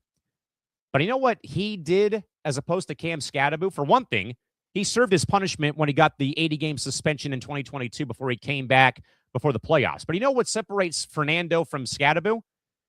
Tatis Jr. apologized to the media, to the fan base, and also to the ownership before Peter Seidler passed away, and to the entire franchise that I let you down as a player for my actions away from the franchise. That has not happened with Cam Scatterbo one way or another. Well, that's what I wrote into you on Cranium. I said the difference between Tatis and Scatterbo, Tatis, even though they both did stupid, idiotic things, and I can say that with a fact without saying anything else, Tatis admitted to acting dumb, acting out. Has Cam Scatterbo had 1 ounce of remorse for anything he has done? No, you know what he's done? Double down. He's gone to the blackjack table and say hit. And he's busted more times than I can count on my 2 hands. He's doubled and tripled and quadrupled down on everything. Cam Scatterbo is never going to grow up. Let's just call a spade. And maybe he needs to be cut to be shown a dose of reality to grow up. This is the real world, people. Sometimes, and I think you said this, like you were talking about how like athlete culture, like you had even said like when you were first growing up as an athlete, right? Like you said you had to kind of learn a little bit Yeah, how to avoid the ego attitude of being an athlete, for right? sure. 100%. Like you had to learn it. You make mistakes. We all make mistakes in life. And when you get older, you say, "Oh shit, I shouldn't have done that." Definitely. Cam Scatterbo has still not had that lesson yet. When is Cam going to learn that his NFL career could end like that? Definitely. And the problem is the NFL, the Giants, his lackeys of whatever crew, because that usually the NFL players have a crew of people they're with. They're inner circles. That podcast that he was on, that was probably the most cringeworthy thing I ever saw in my life. Oh, you're not telling me anything new. I don't care who you are in that scenario. I don't care if you're the president of the freaking United States. You can't say CTE is fake. Which was my point on Tuesday, Nick, comparing, that I always make the joke that, oh, if you say gambling in California, it's a death sentence. Same thing when you mention those letters, Nick, and you put CTE, NFL in the same sentence. And for him to claim, and this goes, and the reason I'm bringing this up is because it has to do with the pattern of behavior. Yes. When he says, "Oh, I was only kidding. I was making a joke." Save it, man. You don't joke about CTE. You don't joke about injuries. Like, are you asking for a death sentence? I mean, it sure seems like him. That's why I made the mention. Please go and talk to Gina Seau's family. Go talk to Dave Duerson's family. Go talk to Claude Lemieux's family who have been affected by CTE when it comes to losing a father or a husband to suicide because of their careers playing in either pro hockey or pro football. But I'm saying this again. I'm calling on the Giants ownership to cut his ass from the team. And I'm going to get a bunch of flack, including Giants fans we have here. But I don't care. He needs to be shown the door for one time in his life to say, "Oh, crap, I don't have a contract in the NFL anymore." And by the way, he kind of remind you a little bit of influencer culture? Oh, a little bit. Didn't I not make that mention on Tuesday about him and Angel Reese being the same person, that they care about off-field endeavors more than about their sport? And that's the point that people here have yelled at me for. Like, well, what's your problem with Angel Reese? What's your problem with Cam Scatterbo? They're running around as athletes, but they're really influencers. They don't care about the on-the-field product or the on-the-court product. Angel Reese cares more about fashion and her podcast. What does Cam Scatterbo care about? Going to WWE events and being in the script. Yeah, in a storyline. Or hanging out with, I forgot the influencer, the Neon. one on Neon. Thank you. Which, if you remember, they called his agent. And he basically told his agent to F off. Yes, I do remember that. It's a terrible situation. And if you had blown out your leg, last thing I'll say, if he had blown out his leg, the headlines, the Giants would have gotten destroyed. The NFL would have had a PR nightmare. Oh, and I can only imagine what talk radio would be back in your neck of the woods, too. WFAN, which is the flagship station for the Giants. People forget that. WFAN would have had a field day. The lines would have been ringing off the hook for they would have buried him alive at that rate if that was the case. So Cam's got to do better. He's obviously not going to be cut, but he should be. Nick, more problems for Mr. El Cheapo in Portland with Tom Dundon away from firing the entire TV broadcast team. But more importantly, though, Nick, Tom Dundon and negotiations between the both the Carolina Hurricanes owner and Trailblazers owner, Tom Dundon, and the city of Portland regarding necessary Moda Center upgrades have hit a major standstill. Both parties remain far apart, they said, on financial responsibility for venue modernization for the building that opened up back in 1995, raising long-term questions about facility lease structures, but also the potential future of the Blazers in Portland, Oregon. Nick, if leaders and Tom cannot refuse to, or if leaders refuse to fund private arena renovations, do investors like Dundon hold real leverage to walk away, or is Portland too valuable of a marketplace to lose in the NBA? This is a game of chicken again with Tom Dodden. I'm kind of getting tired of what Dodden stands for as a business person or as a owner of a sports franchise. Now, the city or the town usually is the one that's in charge of the lease. City of Portland, yes. So if I'm the city of Portland, I would just call the bluff of Tom Dodden at this point. But I will tell you right now, if he threatens to move this team out, the team might go under if they go somewhere else. So since 1993, Nick, that the arena's been owned by the city of Portland. So this is a lot like when the city of San Diego owned Qualcomm Stadium for all those years. You know, Nick, whenever I hear this sort of thing happening, it just brings back trauma for me about how the Chargers left San Diego. And I made that a very big point of emphasis on Sunday on the lounge about how I gave the very long spiel about it took the city and the Chargers, Nick, from the time I was in first grade 26 years ago until I was out of high school to figure out the stadium issues. And I will tell you what, Nick, Portland is a very proud sports town. You know, I've heard a lot of great things about the city, how they really rally around women's sports up there with the Portland Thorns. The Timbers have been a legacy 50-plus year soccer franchise up there, how they gut renovated what was then called Geldwin Field, where the AAA baseball team used to play. They, gut renovated that to make that into a amazing soccer stadium. And they've had a great WHL following with the Portland Nighthawks, I think, of the WHL. And the Blazers, Nick, have been like a staple, though, of Pac Northwest sports. I mean, I know they had their run back in the late 70s with Walton and Frazier and those guys. They had like sellout crowds. And obviously, the 0-2 Blazers that lost to the Lakers, but that team was so damn good, man. With, I know that there was a lot of guys on the back nine of their careers, like Damon Stoudemire and Steve Smith and Rasheed and Scottie Pippen and Arvydas Sabonis, though, and Mike Dunleavy coaching them in that season. Then they had that massive, shit the bed of Game 7 when they lost to the Lakers. But then, though, Nick, you think about what happened after that. You had the Jailblazers era happen and how the whole city had a massive mutiny against the franchise for Robert Patterson, Wallace, Zach Randolph, and how that team, was no more for off the court stuff more than on the court that time. And Nick, that episode, when it comes out, is going to be juicy because that city revolted against the Blazers so damn badly. And this arena, Nick, by the way, has been open up since 1995.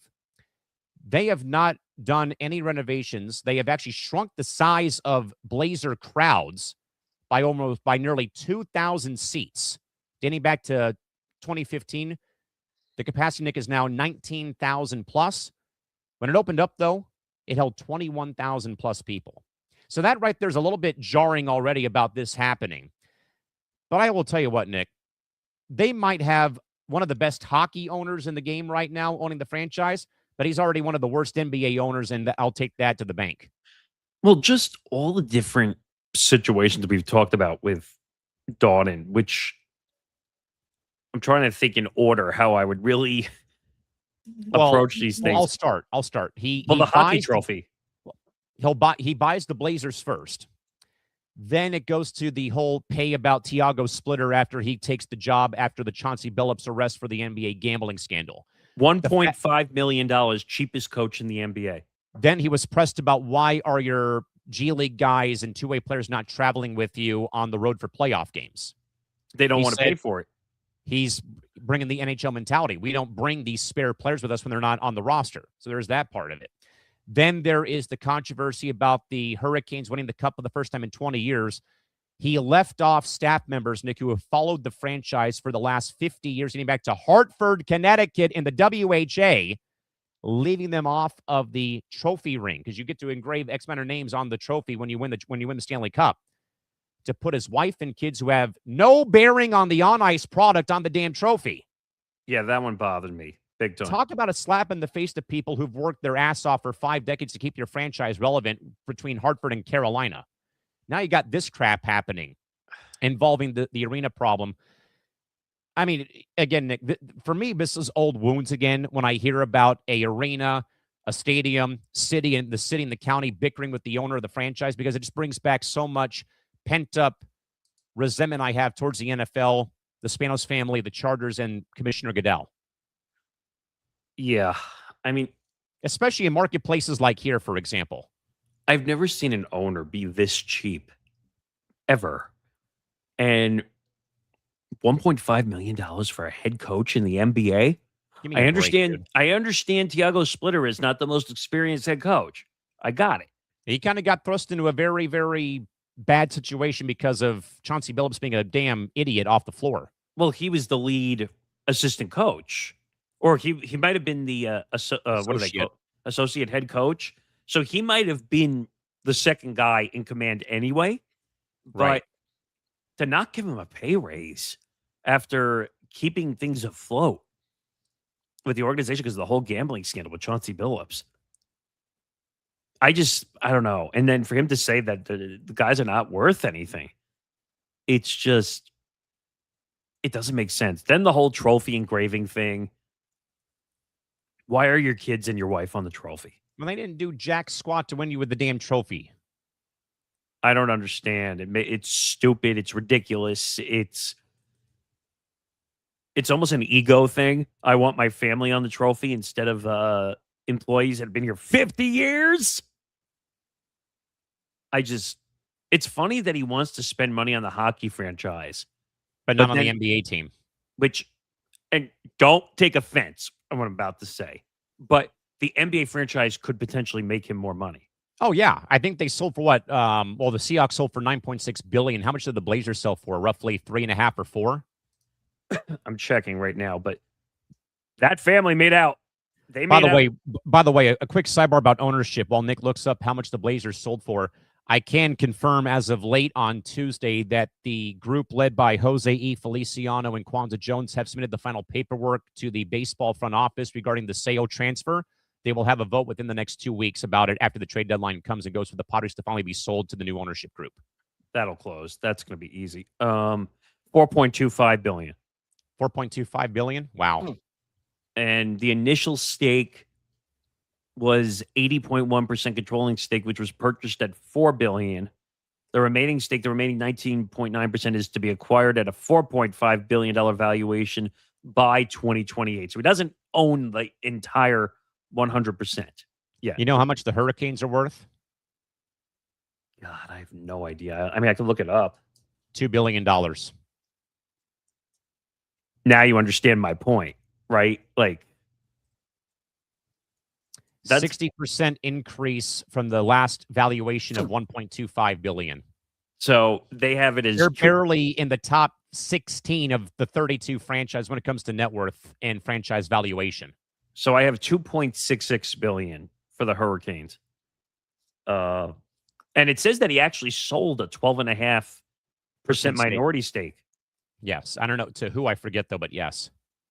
I'm looking to see if I can find it. The recent sale of 12.5% slice set the overall club price tag at $2.66 billion. It doesn't say who. Okay. But he sold it to a group, it sounds like. Brett Jefferson of Hilden Capital Management, Mark Grandison, Arch Capital Group Ltd., Bobby Farnham, former NHL player, played for Pittsburgh, New Jersey, and Montreal. So it was essentially a group. Yeah. I just don't understand. Like, even with the Portland Trailblazers, like, it still could have been a gold mine if he treated it properly. And he's not broke. He's acting like he's broke. Yeah. And the funny thing is that the Blazers have that marketplace in the Pac Northwest all to themselves, so the Sonics come back in 2 to 3 years. So they should be jumping on this even more. Until you lose the marketplace to the team up in Seattle. And by the way, when Dame comes back next year, they should be marketing the crap out of Dame Lillard being back in Portland? Oh, absolutely. 1,000,000%. You're telling me you can't market that to the point where season tickets are out through the wazoo with your star player being back? Yeah. This is such a huge miss. In my opinion, it's not even funny. And I don't know what you do.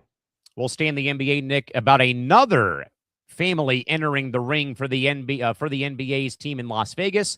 That now includes the Walton family, Nick, the primary heirs to the Walmart fortune and owner of the NFL's Denver Broncos. They now have entered the high-stakes bidding war for the unknown NBA expansion franchise in Las Vegas. Their entry creates a direct competition against rival ownership groups, including Jerry Colangelo and even Bill Foley, and escalates expected expansion franchise valuations past record-breaking levels. Nick, now with the Walton family entering the Las Vegas mix, does that now guarantee that the NBA's newest expansion fee will blow past what could be $4 billion for a new franchise in the NBA? I mean, it's the right group. They have money to spend, right? I mean, they bought the Broncos. They finally turned the Broncos around. Why am I forgetting the quarterback's name? The one that got hurt. Bo Nix. Bo Nix, who actually had a decent season until he went down with the injury. Who knows? They could have won that game, and maybe we're talking about them. But it makes sense. They're looking for money. The NBA is looking for value for money.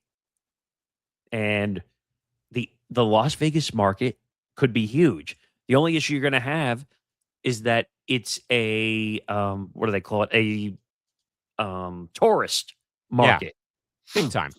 So can you build a fan base?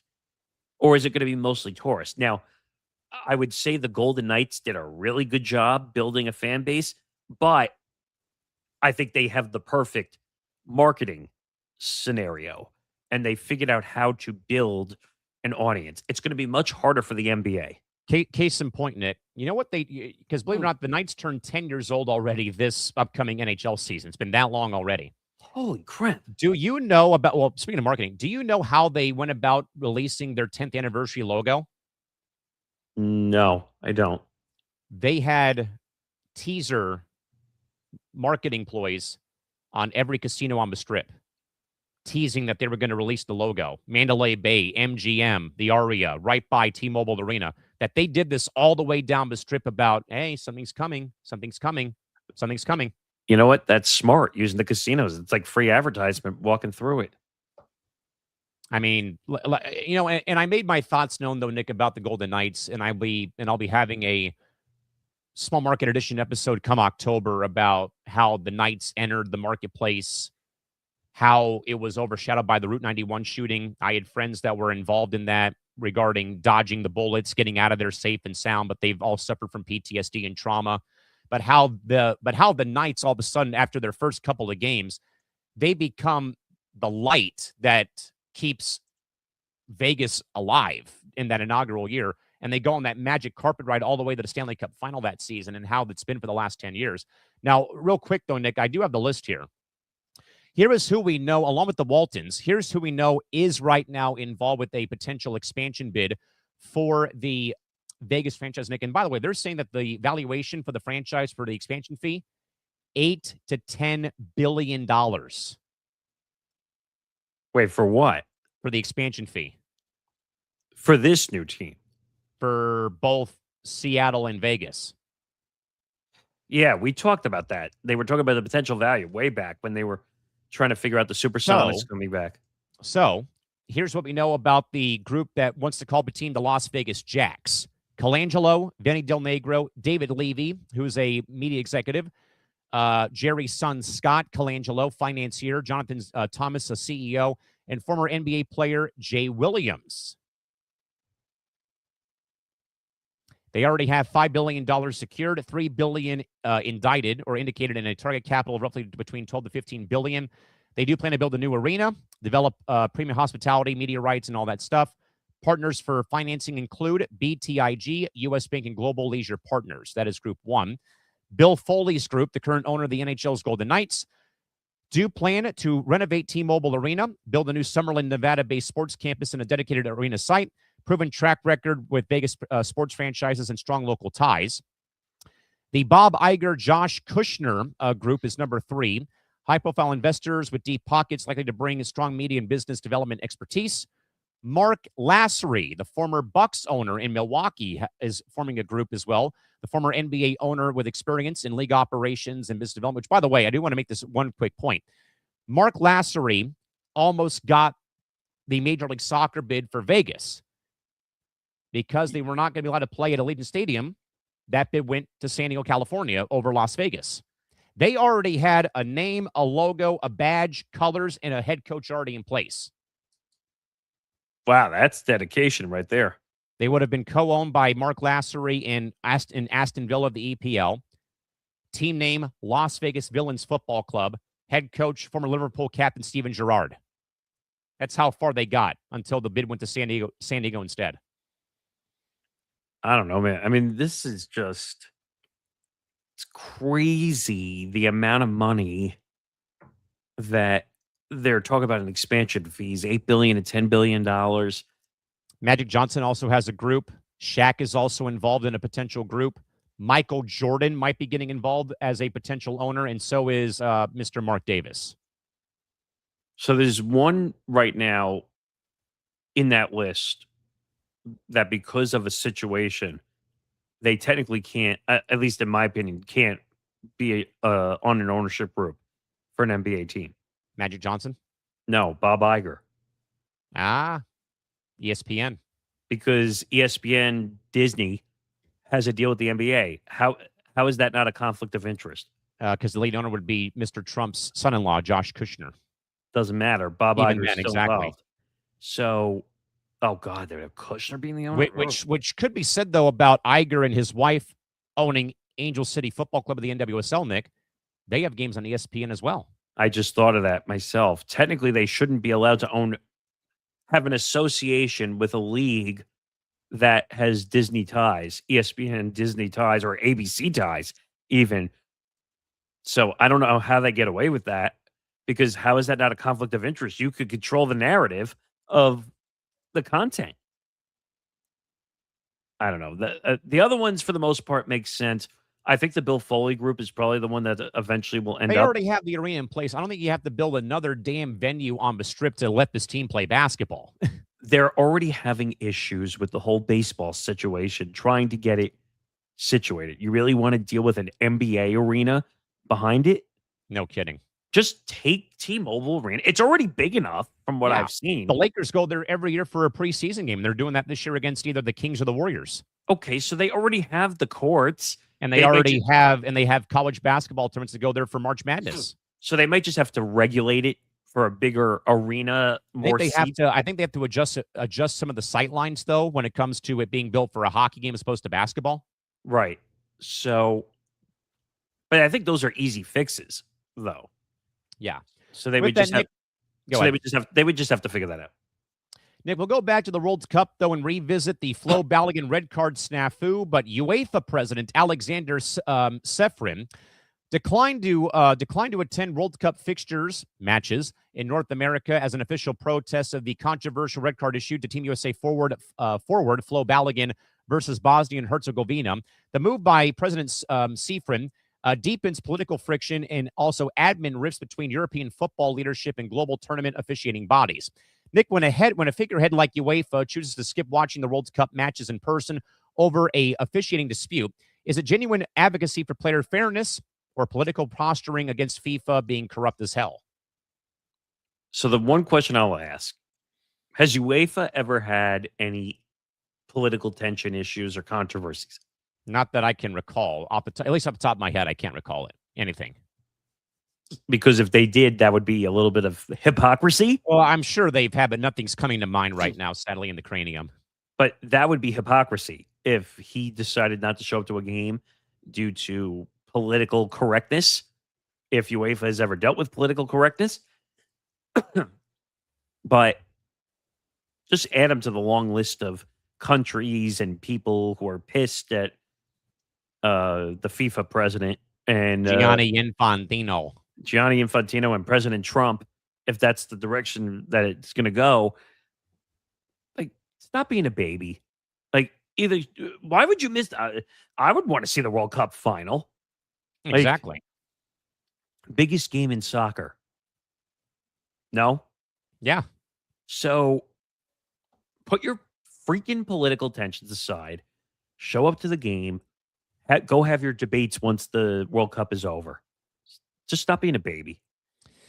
I don't get it. I mean, I understand it, though, about that you have to, withhold the rules that a red card means that you cannot play the next game because it's a one-match suspension. I get that. But FIFA, regardless of what we think about the political intervention being done, like we're meddling in elections all over again here, is the simple fact, again, that in any other match, Nick, that red card means you're out for the next game. And literally tonight, when SDFC plays Colorado, we have a guy who was not going to play because he got a red card suspension way back in May versus Vancouver. So, I mean, there's no real double standard here. It is what it is. And I don't understand that whole entire ordeal at the time of this whole thing happening regarding the simple notion and the simple fact that is that you're going to skip watching the World Cup final or the World Cup in general post the red card being issued and then reverse back, though, from Bosnia and Herzegovina. So you missed out on the Argentina comeback with Egypt, Argentina beating England when they played defense for 35 minutes. You missed a 6-4 game with England playing France for third place, all because the rules weren't upheld properly and that FIFA used the rule book, though, as they should have done, though, if they had to. Give me a break. I think you just got to put your political tensions aside and stop. It's the World Cup. And this is part of the problem. FIFA gets a bad reputation for being politically corrupt, but being politically corrupt. And then giving the country of Qatar the World Cup 4 years ago, stadiums being built in shipping containers. Grant Wall mysteriously dies in the press box of a game for wearing a gay rights t-shirt. Yeah, I mean, you got to put your political tensions aside and focus on the product and the game and the safety and the welfare of people involved who are helping with the tournament. I mean, if you can't put your political tensions aside, then that's on you. That's you as an individual, nobody else. Of course, it's Press Row with WNBA drama, Nick, but for different reasons this time around, though. But the WNBA's legal department and the Players Association have issued strict notices prohibiting external brands and even players from commercializing Sophie Cunningham's viral point meme during a game versus the Phoenix Mercury a few weeks ago. Despite the image generating massive social media engagement, the league cited strict IP guidelines, which also limits independent athlete monetization opportunities, but also that the WNBA PA struck that down very quickly because it gave the players a bad look. Nick, is the league and the Players Association making a major mistake by shutting down a viral meme that brings free cultural integration or attention, I should say, to the league, or do they have they have to protect their IP rights no matter what may have happened? I'm getting frustrated with the W, like you are. And people are going to say, "Well, what's your problem? You're constantly you're taking your frustrations out on the W." You know why, folks? Because it's not about basketball. It's about all this off-the-court nonsense happening, and people that don't know crap about the WNBA think they can have opinions about this stuff. It all goes back to political posturing all over again, where basically you have Sophie Cunningham, who knows how to drive digital social media. I see videos of her constantly, and they're getting watched like crazy. Why isn't the WNBA jumping on the opportunity to say, "Hey, Sophie, we see you getting a lot of views. Why don't we work together and get more attention for the W?" Because the league hasn't grown up yet and realized that they are finally in the sporting limelight, good, bad, or indifferent, and they're still too hell-bent on being all to themselves. But that shouldn't matter. Are we here to grow the better good of the game, or are we here to political posture these players and cause another fight? Probably option B.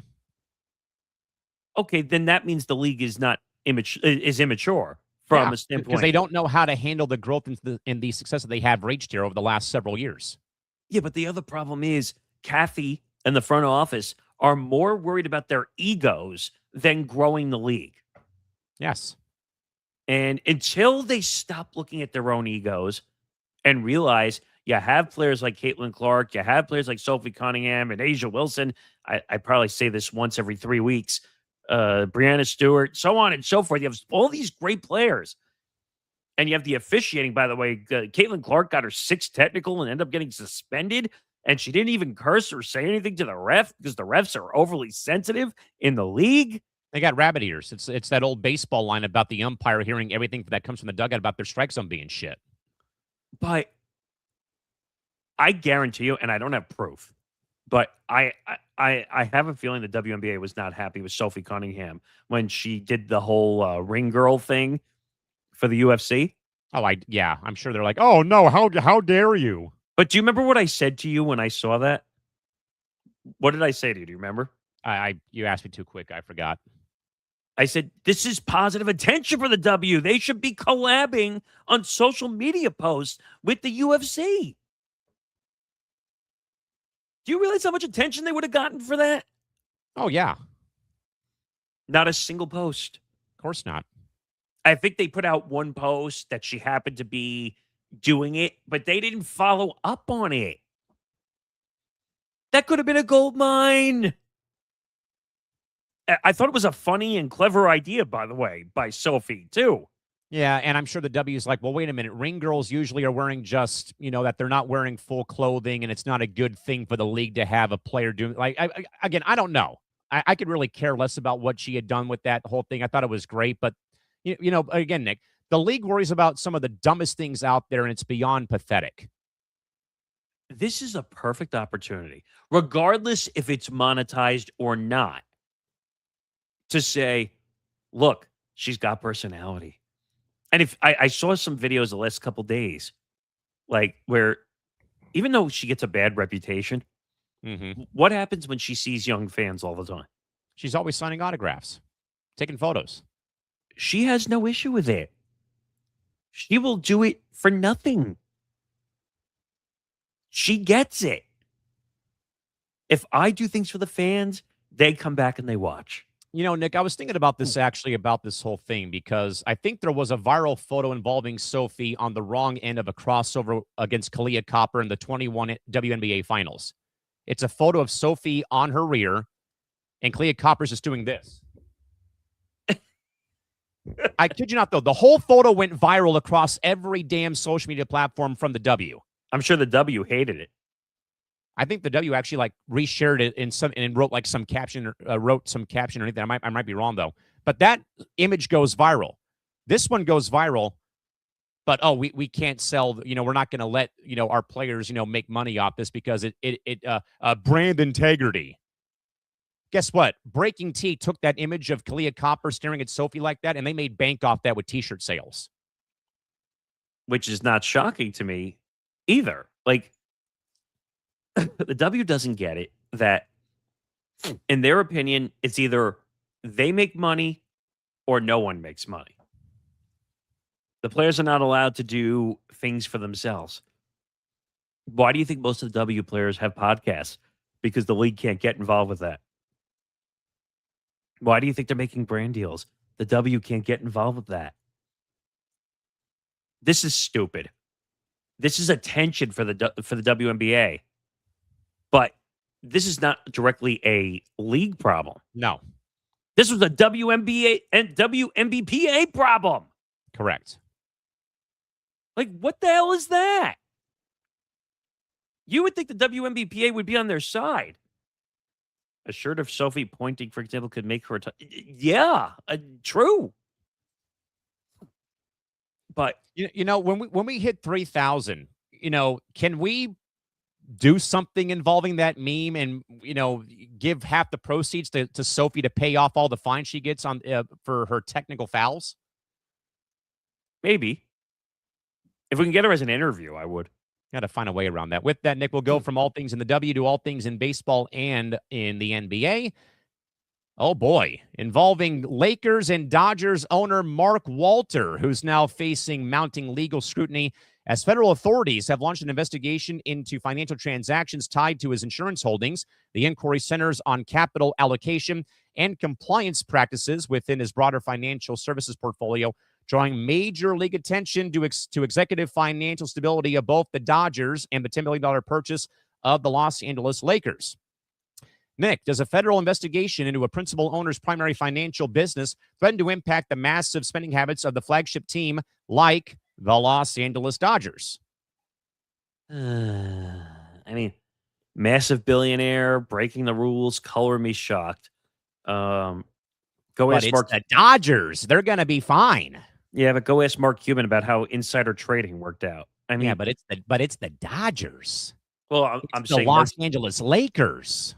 but Mark Cuban got slapped on the wrist and paid a $250,000 fine, which to him is like Change. like taking toilet paper and wiping his what with it. But I don't know, man. And I'm trying to look this up just to kind of understand the. I think I read they were kind of like moving money around some shell companies around the portfolio for Guggenheim. So it says they're facing a federal probe regarding related party investments.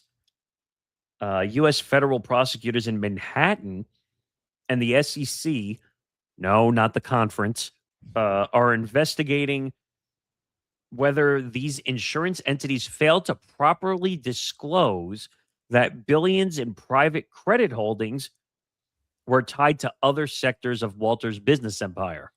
So what? Basically hiding the money?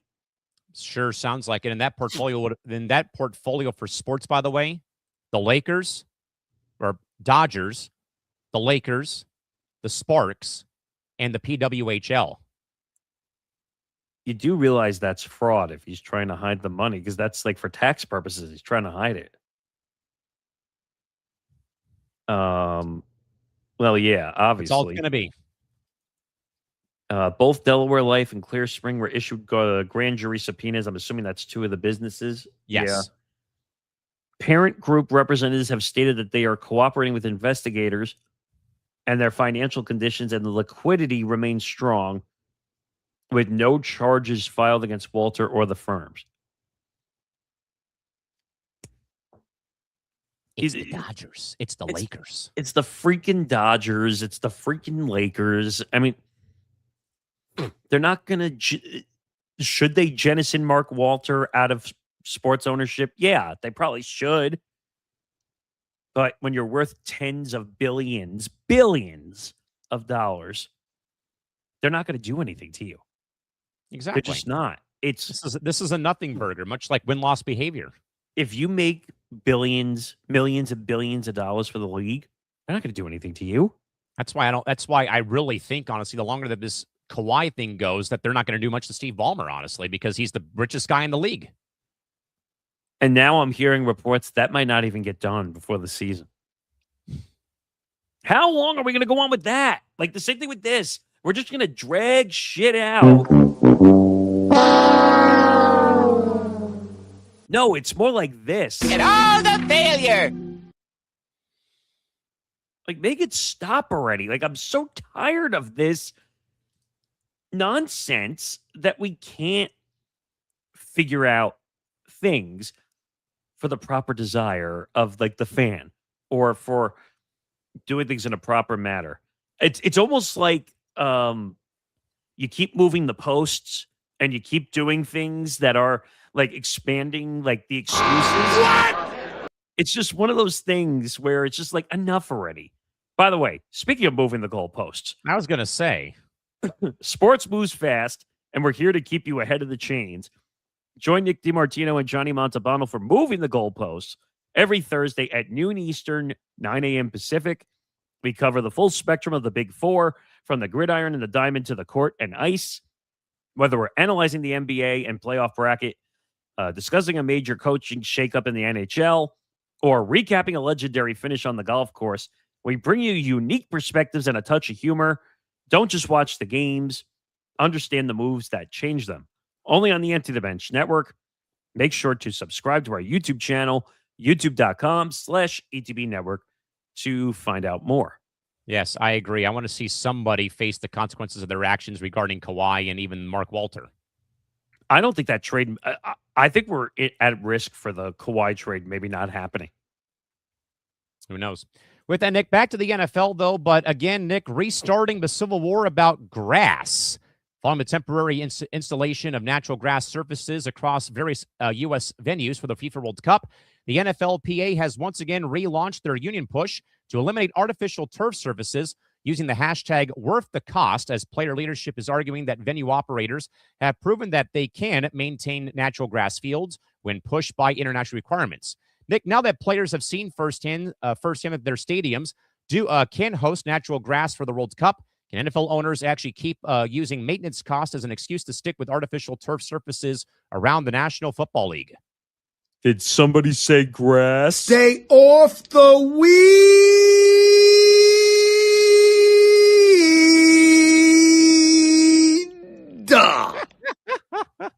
You're welcome.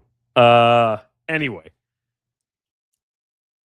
this whole worth the cost campaign, we're seeing NFL players go back and forth.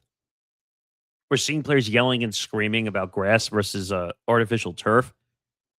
Artificial turf leads to more injuries. That's why you see the players bitching and moaning about it. I mean, we need better surfaces. We're seeing soccer stadiums, and Callan will have to remind me because I can't remember which stadium arena it is. And I think it's in a lot of soccer stadiums too. But you need grass. You need natural grass. Which soccer stadium is the one where it goes under the turf, the grass? Oh, for the NFL, it's Arizona and Vegas. They have the rollout, like the giant pizza. I call it the giant pizza oven. What about soccer? In soccer, they do it almost everywhere, right? Not that I can think of, because the Sounders and Seahawks share the same grass surface at Lumen Field. Same with the Revolution and the Pats at Gillette Stadium. Atlanta, I think, has a different surface they use at Mercedes-Benz Stadium. Houston doesn't play at NRG. And then, it gets bad here in San Diego when you've got two soccer teams plus SDSU football starting up very soon. There's times that you might watch a game from Snapdragon and you might see the SDSU logo still at midfield, for example. They need grass. Natural turf leads to injuries. Look at the Toronto Blue Jays. How many injuries have we had there? Look at Tampa Bay. How many injuries? I was even going to say, like, even back, and I made this mention, though, Nick, too, to the panel on the lounge on Sunday regarding about how, think back to the days of the multi-purpose stadium beasts. Jack Murphy Stadium. The Astrodome. The Astrodome. The Oakland Coliseum. Busch Stadium. The Vet in Philadelphia. That Three River Stadium in Pittsburgh. They're playing on carpet with the cutouts for the baseball diamond. Jack Lambert had his career ended, Nick, by turf toe before turf toe was ever a thing. And that's a painful injury, by the way. Yes. So, what was it? George Kittle is the one that's been on that George trail. Kittle kind of began the whole thing, I think, when he was at Levi's or maybe back east for the final, I want to say. But he made it, kind of began the thing. Then, like, other players chimed in as the World Cup was going on. As much as I love the World Cup, they need to figure out a situation that's fair for the NFL arena. I agree. I think so. And it's not fair to the players because now they're spending all this time trying to resurface the field after they removed all the turf. Right. Is it really that desperate to the owners, NFL owners, to have the World Cup? Okay, the only reason I would say, Nick, that owners would still say no, and it's only, there's only two stadiums that are co-shared. That might be the only problem I could see. But the other thing, though, is how does one maintain grass when it begins to snow in your neck of the woods? Fair, but if they use the pizza oven tactic, where they can grow the grass, and then I think they water it and manage it under the ground, right? From that, Lambeau Field has a thing like that. So does Coors Field, where the Rockies play, where they can melt the snow because they have heaters underneath it, for example. So just they do have that. They have proper drainage. I think the Falcons said that they don't have enough enough room on the stadium property or footprint to roll it out. But I think that I think MLS is requiring that all teams play on grass, as it's a FIFA regulation. So why can't the NFL do that? I mean, oh, we don't want to piss off our owners and make them spend more money to be safe. Yeah. Like, until you keep losing star players on the field for all 32 teams to ACL injuries and ripped Achilles because they're playing on a better version of carpet. right. And that's my point. Like, there's no way to control it on turf. And that's a big problem. And if major stars get hurt, they tear a meniscus or tore an ACL. And I was going to say, like, the best, guilty party involved when it comes to shit turf is shit life. I mean, MetLife Stadium. Oh, God, don't even get me started. Oof. Aaron Rodgers. OBJ. I mean, those were kind of hard luck, bad luck injuries, but Malik Neighbors would be a better one. Malik Neighbors has been hurt twice running routes on the outside. And I think it's partially because he either pulled up via the turf or something else. Johnny made a good point, though. Johnny Montalban would say, like, you can't blame the turf fully. Like, you still got to run the route and whatever. But I don't know, man. It's just one of those things where you just got to be careful. Like, it's bad when they have to do a worth the cost campaign on grass because owners are not willing to spend. This is something that the WNBA players would have been doing about 10, 15 years ago about playing in bigger arenas. Or private jets. Or even the private jet debate, yes. Worth the cost. The NFL to have this going on is a bit interesting, but what do you got for breaking news? I got an update more on the Sophie story. Oh, boy. So we talked about the Sophie point and all that stuff. The WNBPA, it's now come out, the brands that got told, no, you're not allowed to do this. Oh, yikes.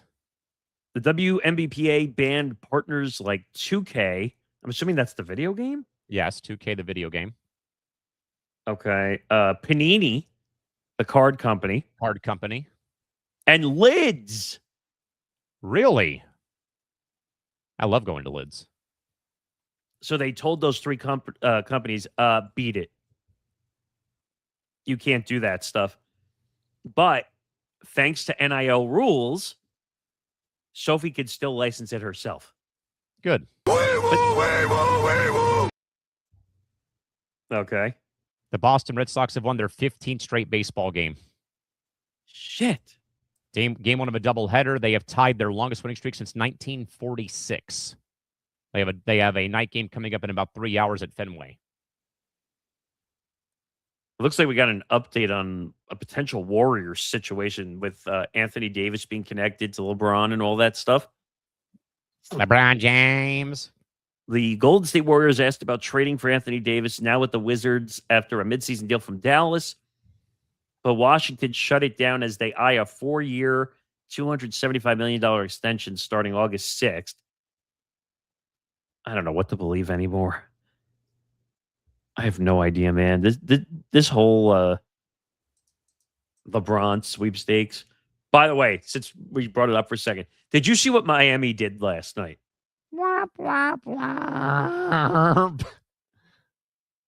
So in case people were living under a rock, and by the way, thank you to the 300 plus people who are watching us right now. They accidentally, they claim, put out a link that says introductory press conference for LeBron James. And it was scheduled for July 27th, which is Monday. So then all the speculation started to fly. Is LeBron going to announce he's going to Miami? And then they deleted it and they said, "Oh, it was anticipation in case he decides to sign here." Why didn't you just do test to make sure the stream was working?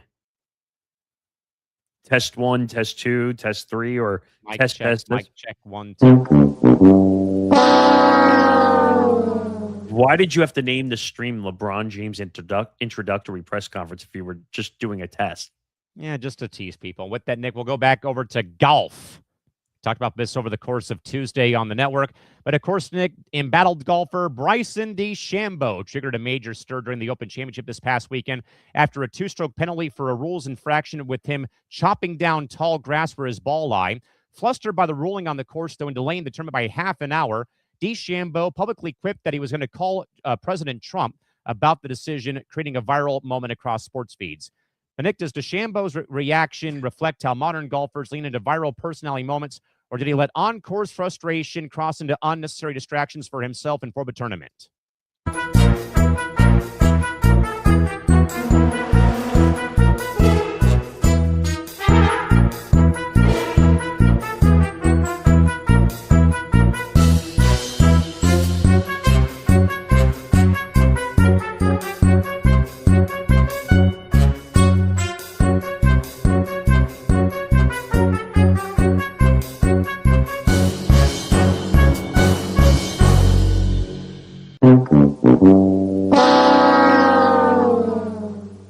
Because he's a raw pain in the ass. I think that's the first time I've ever done that combo ever on this show. But Bryson needs to grow up big time. And of course, Christy says that loser needs to be reminded that Trump is not his enemy.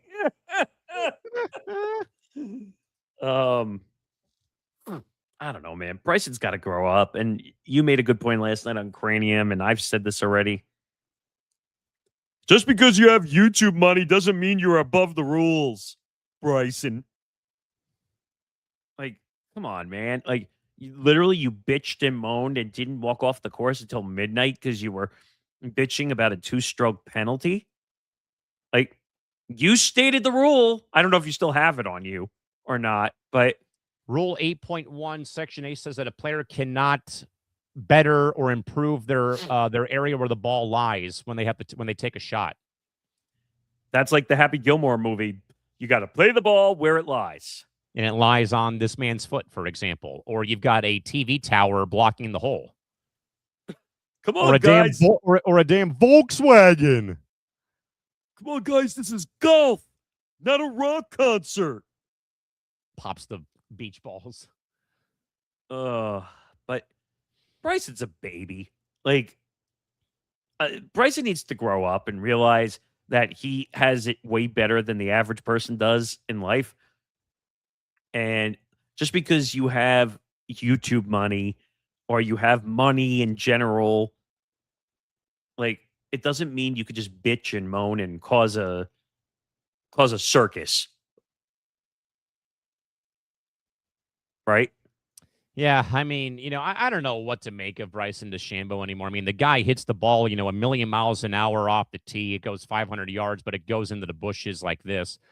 And again, to delay the tournament by half an hour, where people, Nick, I think were teeing off at midnight because of how long he took dragging his feet about this play, when clearly he was seen using the club as a weed whacker to move the grass out of the way. Again, I made the point on Tuesday. Why not ask the course marshal? Because every hole, Nick, has a course official there that can tell you about the rules about what you can and can't do. Why not go there and ask them first, then, try to improve your shot somehow, despite having the grass in your way, though? And then, come on, to bring in Trump in this whole thing because of Flo Balogun, stop. Not going to happen. I mean, stop calling Trump.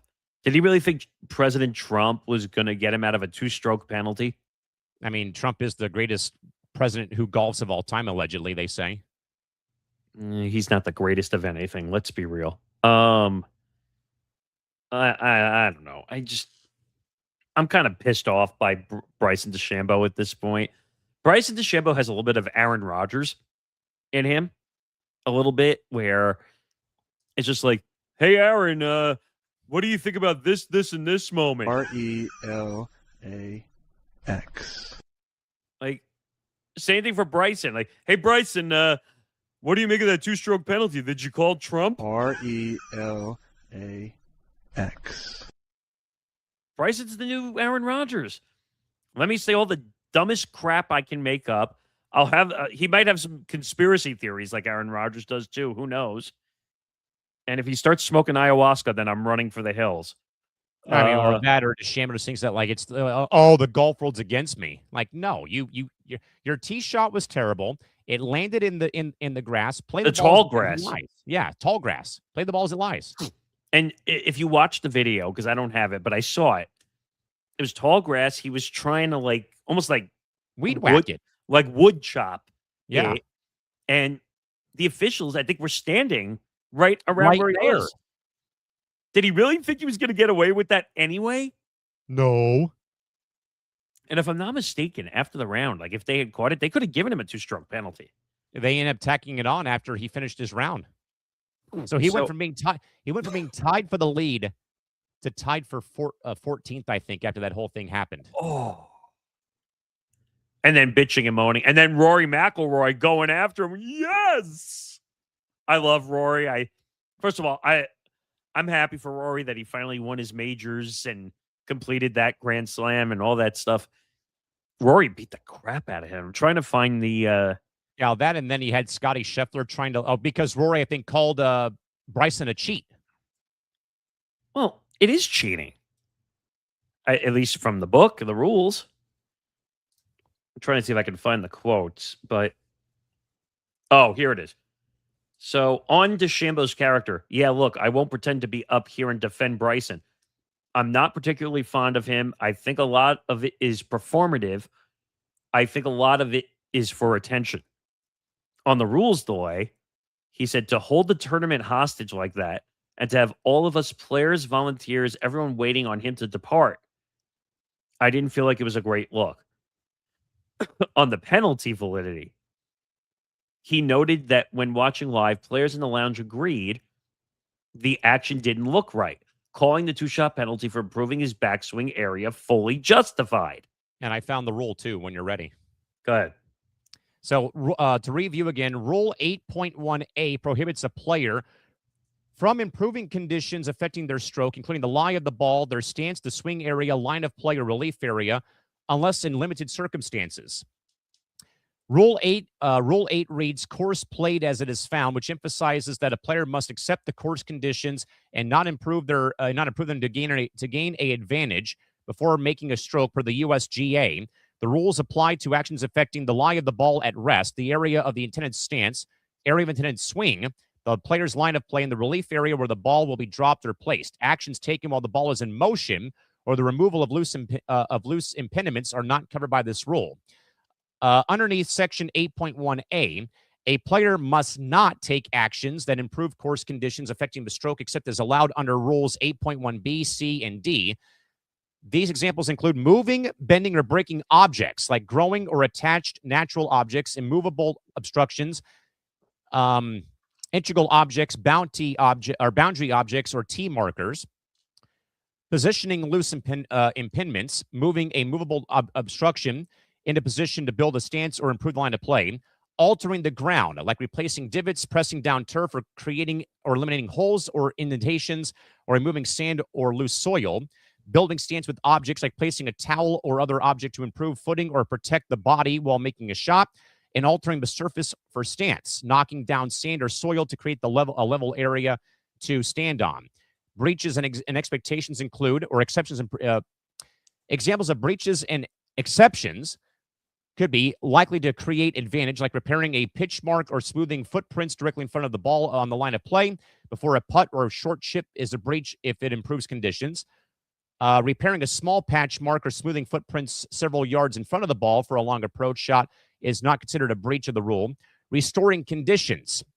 If a player moves, bends, or breaks an object in breach of Rule 8.1a, they may avoid the penalty by restoring the original conditions before the next shot, like returning a branch or boundary object in its to the original position. And the penalty is also unavoidable. Altering the ground or positioning objects to improve stance cannot be undone to avoid penalty once the improvement has already occurred, which is, I think, Nick, sometimes you'll see golfers have to stand in the water to take a shot if their ball is on the fringe of falling into the water. Yeah, because they're not allowed to move their area.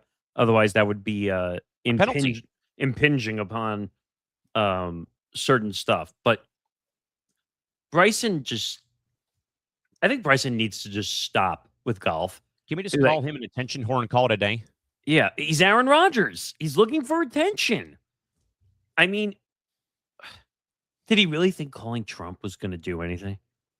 Yes. I mean, you cannot be serious. I'm the greatest galfa of all time. You're going to love this one. According to Bleacher Report, LeBron James is reportedly irritated with Adam Silver, pushing him for a decision. James's camp was, quote, ready to make an announcement last week, but decided to hold off. What? This is cat and mouse game now. We're playing mousetrap. LeBron, just pick a damn team. Make what? Make it stop. Clown show, clown show, clown show, clown show. Just go to the Clippers already and call it a day, man. How about just retire? I'd be fine if he just retired to L.A. or wherever he wants to live and stop destroying the game of basketball. And by the way, I disagreed with what Nick D said on the lounge, saying that LeBron is the most valued player right now and Adam Silver should wait for him to put the schedule out. Are we really that naive? Look, this is not 2010 anymore. This is 2026. LeBron has no value. Red card. Sorry, sir. We're going to move on. That came from the commissioner's office, folks. Sorry. The conduct advisory warning's been given. With that in mind, though, Nick, Netflix, following strong viewership and engagement metrics throughout the World Cup, has officially extended its distribution agreement for the popular sports podcast, The Rest is Football. The move highlights Netflix's ongoing strategy of securing low overhead, high engagement sports studio commentary without spending billions of dollars on live gaming right packages. Nick, is securing a popular studio in audio show like The Rest is Football the smartest way for Netflix to build their portfolio and loyalty without taking on massive live broadcast right fees away from the NFL on Christmas Day and other events out there? I understand why they're doing it. Because now with the growth of soccer internationally, it makes sense. But if I read the report correctly, they're going to keep it going through UEFA. That was the plan. And then it makes sense to go all the way through the Women's World Cup in 2027. So that's where it makes the most sense. Netflix is all about world domination. This makes sense, but after the World Cup, I don't know if there's much value for it again until 2030. Unless you're going to be covering the EPL and international soccer when they start up here in a few weeks. But I think most of this was meant for World Cup coverage. Yeah. That's why I was a little confused, because I thought this was mostly they used it as a live forum on Netflix to do World Cup coverage. Right. But you know what? It's fine. Through the 2027 World Cup, it's fine. After that, then there's really no use for it because then you don't have anything till 2030. Soccer in the 2020 Olympic Games in LA. Oh, okay. But in form of yes, in everything. form of the soccer calendar, yes. I didn't even think about that. You're right. And I'm sure ETP will have some 20. Wow, you guys are going to be busy next couple of summers. Yeah. Between the World Cup for the women, then the Olympics in 28. I mean, we're going to have to bring back Olympics on the bench. Yeah, on top of ETP covering soccer. It's going to be a heavy content calendar in the summer. Yeah, I mean, I think this is great, though. I mean, I know that Netflix is, not really on our radars because of how they've snatched up so much stuff behind the paywalls, but I think that this is actually a smart acquisition and also a smart idea to keep the soccer momentum going, Nick, especially as MLS comes back with everybody, I think, playing tonight across the league, kicking off at about 7 o'clock Eastern, 4 p.m. Pacific time. My club's in Colorado playing the Rapids at 6:30 local time tonight. But I would agree, though, that, keeping this, though, post-World Cup is so critical, I think, though, Nick, for people that are on the bandwagon now. And now, okay, who do I follow now? Who do I watch, basically? And how do I stay involved with this game while we wait for the Women's World Cup next year in Brazil? Right. I mean, it's a good thing that they're close to one another. That'll help with the coverage of soccer. But you got to keep the coverage moving for the sport in between the two cups. You got EPL and MLS and NWSL. You've got La Liga. You got the Bundesliga, the French league, the Italian league. You name it. You got to build off the positive encouragement of the World Cup, the 66.5 million people that watch the World Cup. I don't think they did enough promoting what's coming up in soccer. Why didn't they do that at all? Why weren't they promoting MLS? Why were they not promoting the EPL? They waited until the final week of the season of the tournament to start promoting MLS. And I think that's a mistake. They had the worldwide audience in their paws, eating out of the paw of their hand for 5 weeks. You're telling me they couldn't fit promos in for MLS and EPL? By the way, the ratings are in, Nick, for the 2 MLS games out of the World Cup. It was a rivalry weekend or rivalry week games. Nashville, Atlanta, 587,000 viewers on Fox. What day was it? This was Friday prime time, leading into the third place game in the final over the weekend. See, to me, that feels like a little bit of a letdown. A little bit. And then the nightcap was the El Tráfico game that saw LAFC clobber the Galaxy 3-0. 504,000 people. Again, that feels like a disappointment to me. Because you said it came out of the third place game, right? Yep. They should have easily been able to get 1 million a game. Before the World Cup, Fox had only one primetime doubleheader back in late May before the World Cup break. Inter Miami playing Philadelphia drew 578,000 fans, while the match between LAFC and Seattle averaged 331,000 fans. I just feel like the numbers could have been better. Well, you know what? You blame that on this stupid-ass Apple TV deal. How about that? No, I agree with you. Totally. 100%. How many times have I screamed from the rooftops that I thought the Apple TV deal for MLS was terrible? Oh, yeah. Every time that we talk soccer, absolutely. And it's all because of, Ronaldo? Was that who it was, or was it Messi? Messi. Doesn't Messi get a kickback on that deal, too? See, what pisses me off more is that if Messi's getting a kickback, why is he not out there all over the country promoting this? There are 2 games on FS1 tonight for MLS. Okay. Charlotte is hosting Atlanta at 8:15 Eastern. The doubleheader will wrap up at 10:30 Eastern. LAFC hosting Real Salt Lake from Los Angeles. It's not bad games. They're not bad games. No, but not at all. They're not doing enough to reach people outside the soccer community. And this is why I make the emphasis about supporting your club. Though you may not be able to watch, go to a game in person. But I think you're missing the connection point. Oh, big time. They've missed the connection point. Of saying, well, screw Apple. I'm not buying that. That's what a lot of people are saying. Or you get the, I'm a soccer fan. I want to watch. Yeah. Oh, shit. It's on Apple. I'm not buying that. And you know what I do if I can't go to a game or if they're on the road? Radio. I listen on radio. AM 760 has the rights to the games on the radio. But to some people, that might be a partial letdown because they want to watch the product. Like, no disrespect to the radio. And you know what's even worse?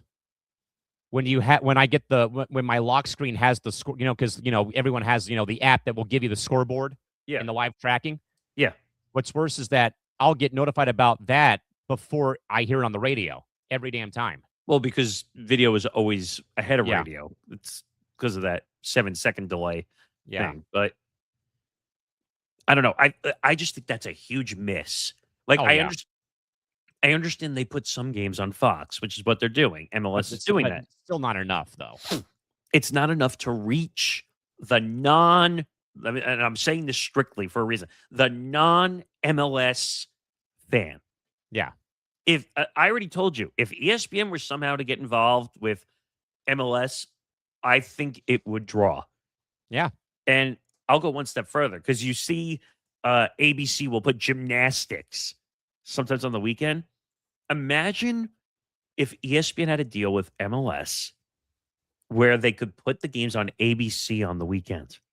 I want to see who's going to play on the Saturday doubleheader if they have a doubleheader this Saturday. Go on. But do you understand what I mean? Like, if they're Yes. willing to put gymnastics on ABC on the weekend, you're telling me MLS wouldn't draw? So, by the way, here is what is coming up for Saturday, and both games are on FS1 because they're back to regular baseball programming on Fox on Saturday. Okay. You've got Hell is Real. That's Columbus versus Cincinnati. That's the name of the rivalry. So the Crew play FC Cincinnati and Columbus. I think Trevor's going to be there, too. That's your first game of the doubleheader. Look at that, Nick. 6:30 local time out here. San Diego, Dallas. FS1. Both games. I mean, again, they're not bad games, but there's not enough attention being put on them. Especially when you've got a derby leading off your doubleheader between Columbus and Cincinnati, which is Hell is Real. Oh, I just came across a soccer ownership story. Uh-oh. Where's my a group led by the son-in-law of Indian steel magnate Lakshmi Mittal is in talks to buy a minority stake in Premier League soccer team Liverpool from Fenway Sports Group. What? And wait. Amazon founder Jeff Bezos reportedly may join the bid. What?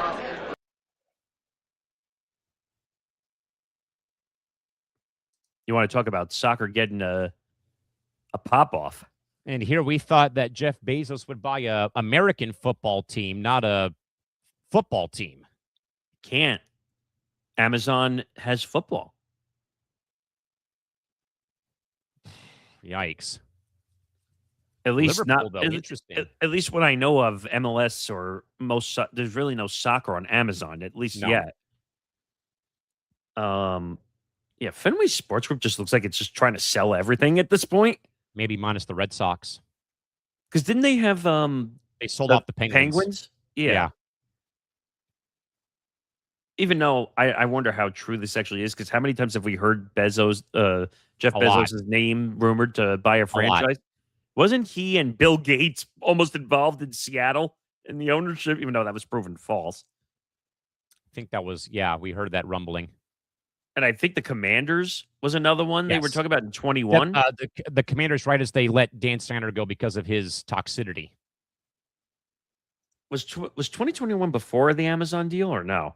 Yeah, I think so. Because TNF was still on NFL Network, I think, at that time. I'll tell you right now, if he had a team, who knows if Amazon would be a partner? That's true. So I wonder how different NFL league partners would have looked. Speaking of the NFL, Nick, there are new reports. No surprise that NFL team owners are reportedly preparing to approve another long-term extension for NFL Commissioner Roger Goodell. The extension ensures organizational continuity as the league navigates upcoming international expansion. Yikes. Streaming platform distribution shifts and also historic franchise sale evaluations like the Seahawks selling for $9.6 billion and the Bears moving across the lines to Indiana. Nick, with new record revenues and soaring team valuations, was there ever any real doubt that owners would keep Goodell locked in for as long as he wants the job? This was a no-doubter. No-doubter. Yeah. I mean, he already was making like 40, 50 million a year as a commissioner. Can you imagine making more than some players in the league? That's just insane. I want to see if I can look up his salary. Well, or his contract. Okay, so he had a 3-year extension that was signed in October of 23, and it expires in March of 27. Let's see. An extension could be ironed out as early as August 26th of 2026, which is about a month. Do you remember when he went through the public scrutiny because he wanted a private jet in one of his deals? Yes. All right. NFL Commissioner Roger Goodell's compensation package is heavily incentive laden, with his last publicly disclosed annual salary, holy crap, reaching almost $64 million. What? That's kind of nuts. No? That's pretty insane. That's pretty insane in the membrane right there. I mean, was there ever a doubt, though, when Goodell has done all this work, though, for the NFL and how the NFL is the, undisputed king of the American sports fans, conscience not named Callan McClurg, for God's sakes, and, making the game more accessible in a way overseas with how they've gone about their international expansion, always, shredding contracts for TV deals and getting them and signing new ones that are, years away from expiring. Like, I mean, how can you say no to having him still be the commissioner? As much as I hate the international expansion because it's taking more and more and more games, excuse me, away from fans, and season ticket holders should sue the NFL up the wazoo because they're losing games from their season ticket packages. But you can't deny it. He's probably made the most money for the NFL out of any commissioner. I would say he's probably been one of the better commissioners, not named Roselle and Tagliabue, to be very frank. But I looked it up, so I found some history. So Goodell's official salary isn't known, but he reportedly made $63.9 million back in the 2019, 2020, and 2021 seasons. What? Goodell also reportedly received a $200 million extension in 2017 that paid him $40 million annually. With most of the salary being in bonuses. Oh, interesting. Given the $40 million number in 2017 and the $63.9 million number as of 2021, Goodell's salary likely falls between $40 and $64 million a year. I'd love to know, like, Rob Manfred or Adam Silver. Gary Bettman. Like, I'm going to do a quick search. Let's see. Commissioner Kathy Engelbert. salaries in sports. Let's see if we can find anything. Okay. So Roger Goodell by far is the runaway winner. Runaway. Not surprising. Rob Manfred is estimated around $18 million per year. Damn. Even though they're having money issues and they're about to be in a lockout situation. Adam Silver comes in third place. Interesting. Estimated around $10 million to $12 million per year. Yeah. And then that Bettman guy from the NHL, $10 million per year. Okay, it's not too bad. They don't list Kathy Engelbert at all. $900,000. All right. WNBA Commissioner Kathy Engelbert's exact salary is not publicly disclosed. However, financial and sports publications widely estimate her annual compensation to be around $3 million.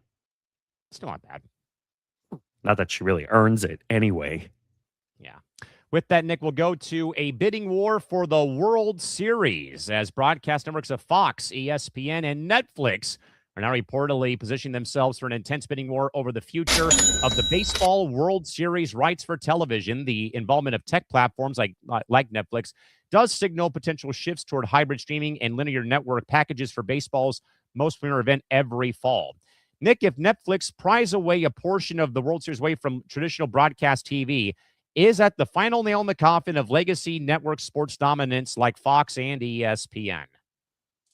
So the conversation you and I had over the last couple days, the Super Bowl, the World Series, the NBA Finals, the Stanley Cup, MLS Cup. I can't really see the major finals going behind a paywall. But what did I tell you is going to be the determining factor here? It's is Netflix going to outspend everybody? If Netflix is going to blow everybody away, then the World Series will be on Netflix, Mm-hmm. which I think is a disaster if you put it behind a paywall. People are going to forget about the World Series if it goes behind a paywall.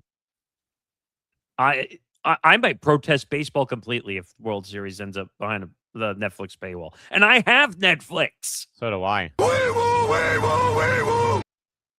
Yeah. Scheduling announcement for college basketball. Already?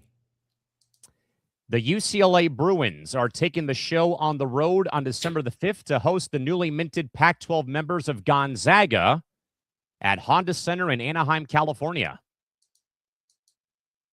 That's weird. A one-game announcement? A one-game announcement for the Dogs and the Bruins from the Pond in Anaheim, December the 5th. Okay. See how that works out. By the way, that could have been where the Clippers moved if they weren't so hell-bent on going to Staples Center. They could have gone to Anaheim after they had to play playoff games there during the Rodney King riots back in the early 90s. Right. They had a huge fan base. They actually had a really good fan base at the Pond when it first opened up, too. So either way, UCLA Gonzaga at the Pond in Anaheim, December the 5th for men's hoops. But back to Nick about the World Series going to Netflix. Disaster. That's the word. You can't tell me that you're going to get a larger audience putting the World Series behind a paywall. Absolutely not. And I don't know, would you be partially discouraged to watch the World Series if it was on Netflix? Oh, give me a break. I'm already discouraged as this. It's going to be the Dodgers for the third straight year playing in the World Series. So I already have that. But yes, if it's behind a paywall, no, thank you. I'm not going to watch. Even with the two of us having it. Yeah, even with us having no, I'm not interested. And it makes it harder. Like we have, I don't know if our guys at Hitting for the Cycle all have Netflix. I'm sure they do, but it makes it harder to do the job to cover the World Series.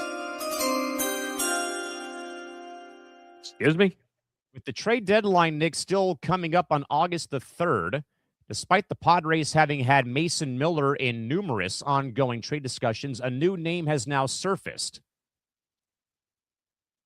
Your boy Wandy Peralta is now in trade talks. Where is he now? San Diego. Padre bullpen. He was a good arm. He just kind of couldn't be consistent. If you trust John Heyman of the New York Post, the Padres are actively discussing Peralta in trade talks recently.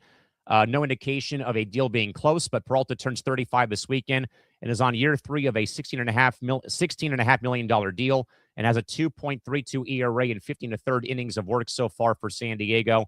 It is right now is getting about $4.45 million in salary. As of the writing of the article, there's about $1.579 million left of that to be paid out and holds another identically priced contract option on the player side next season as well. And of course, I think that comes in wake, though, of the ongoing, rumblings of the Mason Miller trade, maybe elsewhere. And also, it should be noted, though, again, as I said earlier, there's surely a financial element being considered here as well, with the Padres sale not being finalized till after the All-Star break, that they still might be operating, sadly, underneath the constraints right now of the current ownership led by John Seidler and the current ownership group.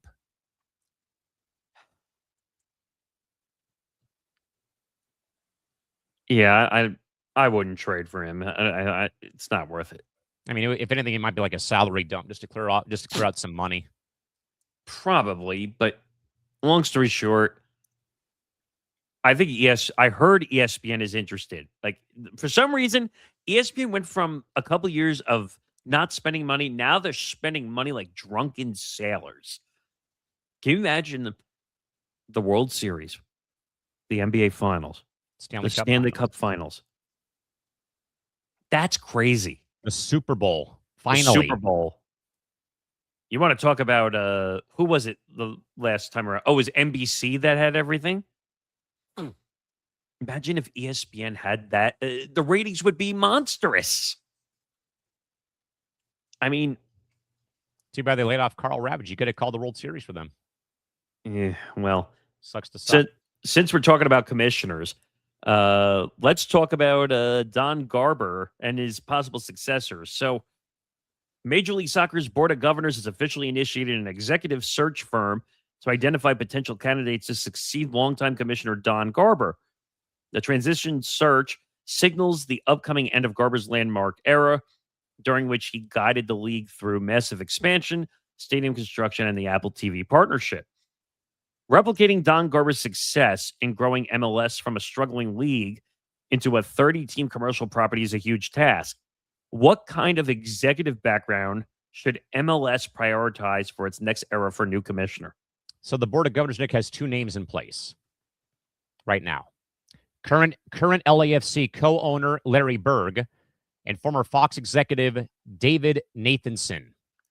I heard one more. A Niners front office or a Niners co-owner was in on that list too. Parag Marife initially was on the short list, but withdrew being a candidate in the last 24 hours.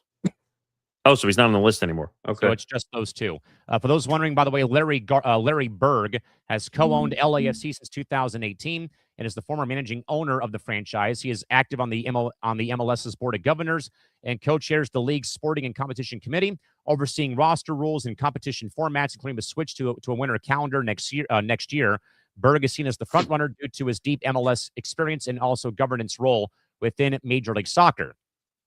Former Fox Sports executive David Nathanson is also a USA Soccer Foundation board member, a co-owner of the Seattle Sounders, and a founding investor of the NWSL side's Angel City FC. His media experience and sports business endeavors is being viewed as valuable for navigating the upcoming Apple TV deal running out in 3 years' time. They are set to vote sometime in early August after a board meeting around the All-Star Weekend in Charlotte coming up July 29th from Bank of America Stadium in Charlotte, North Carolina. Whoever is the next commissioner has to get out of the Apple deal.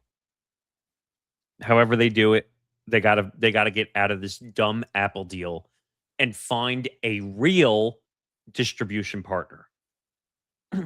Whether it's Fox, whether it's ESPN, the Apple deal was a complete failure. By the way, Nick, real quick, the search is being led by Korn Ferry, with co-chaired by LAFC managing owner Bennett Rosenthal and current Columbus Crew owner Jimmy Haslam, who also owns Nashville SC of MLS.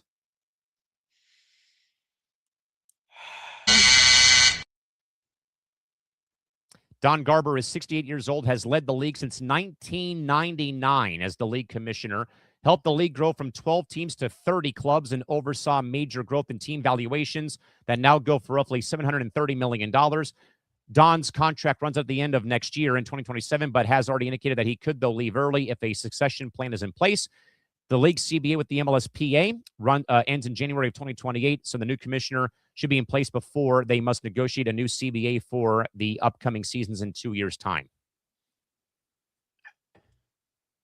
Again, whoever they choose, it doesn't matter. If they have an experienced person, they got to figure out the Apple deal distribution situation and getting out of it. That's going to be the first order of business. I mean, Don Garber's been amazing. I mean, I know people give this league and this sport so much flack and shit.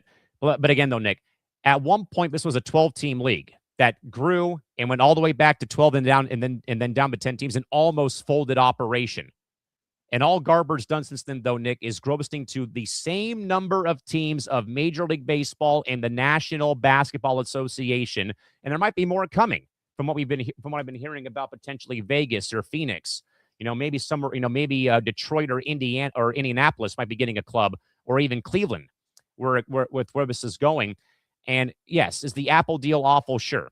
That might be one of the very few times I think that Don Garber effed up as the commissioner of this league, though, because at one point, Nick, it went from being on death row to being the third largest league, roughly, when it comes to number of teams, though. And also, the expansion fee that we paid here in San Diego, Nick, $500 million to join MLS. That's wow.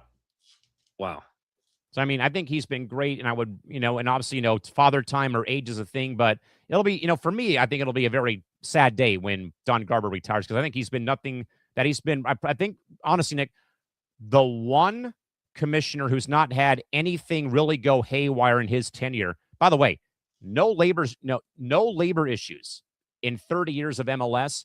Nothing ever happened on his watch, minus, though, again, a few teams maybe moving, like the Quakes going to Houston in 2007. He oversaw David Beckham's arrival, the Galaxy's other, 6 championships, Lionel Messi coming to MLS, and all these other international guys that I profiled on Benchmarks on Sunday. I don't really see too many negatives except for a bad TV deal with Apple. But I do think it hurt the growth. And that's what's most important. Like I said, if they had a normal distribution deal, they'd be in a much bigger scenario, and there'd be more value for ESPN or Fox or CBS or NBC to say, hey, maybe if there was a larger value audience, we could build upon it. All right, Nick, we'll get to press clippings here. We're against the clock here for the top of the hour and for our show today.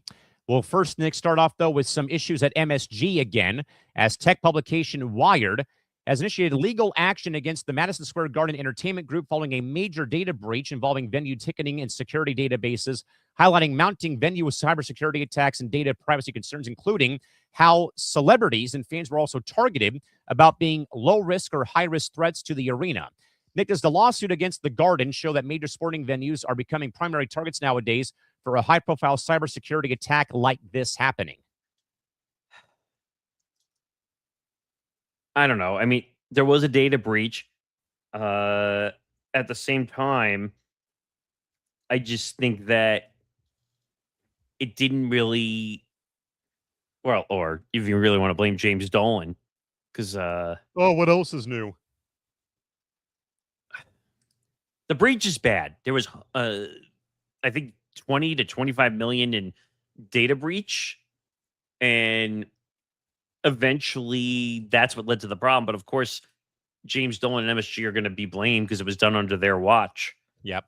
You made a good point about this with going to what's it called? Going to the Clippers arena. Intuit Dome, yes. Going to Intuit Dome, that you don't give the info because, right? You said because you don't want them taking the information, right? So let me pull that up. So you have 2 ways to enter Intuit Dome in Inglewood. You can do the facial recognition, or you can have your ticket on your phone via what they call the Intuit Dome Identity Pass. And by the way, Nick, that is that's their callback to San Diego with the nautical flag spelling out LAC. But you have 2 ways to enter, though. You can use your phone to link your debit card for concessions, for merch, because everything because everything at the Dome is walk in and walk out.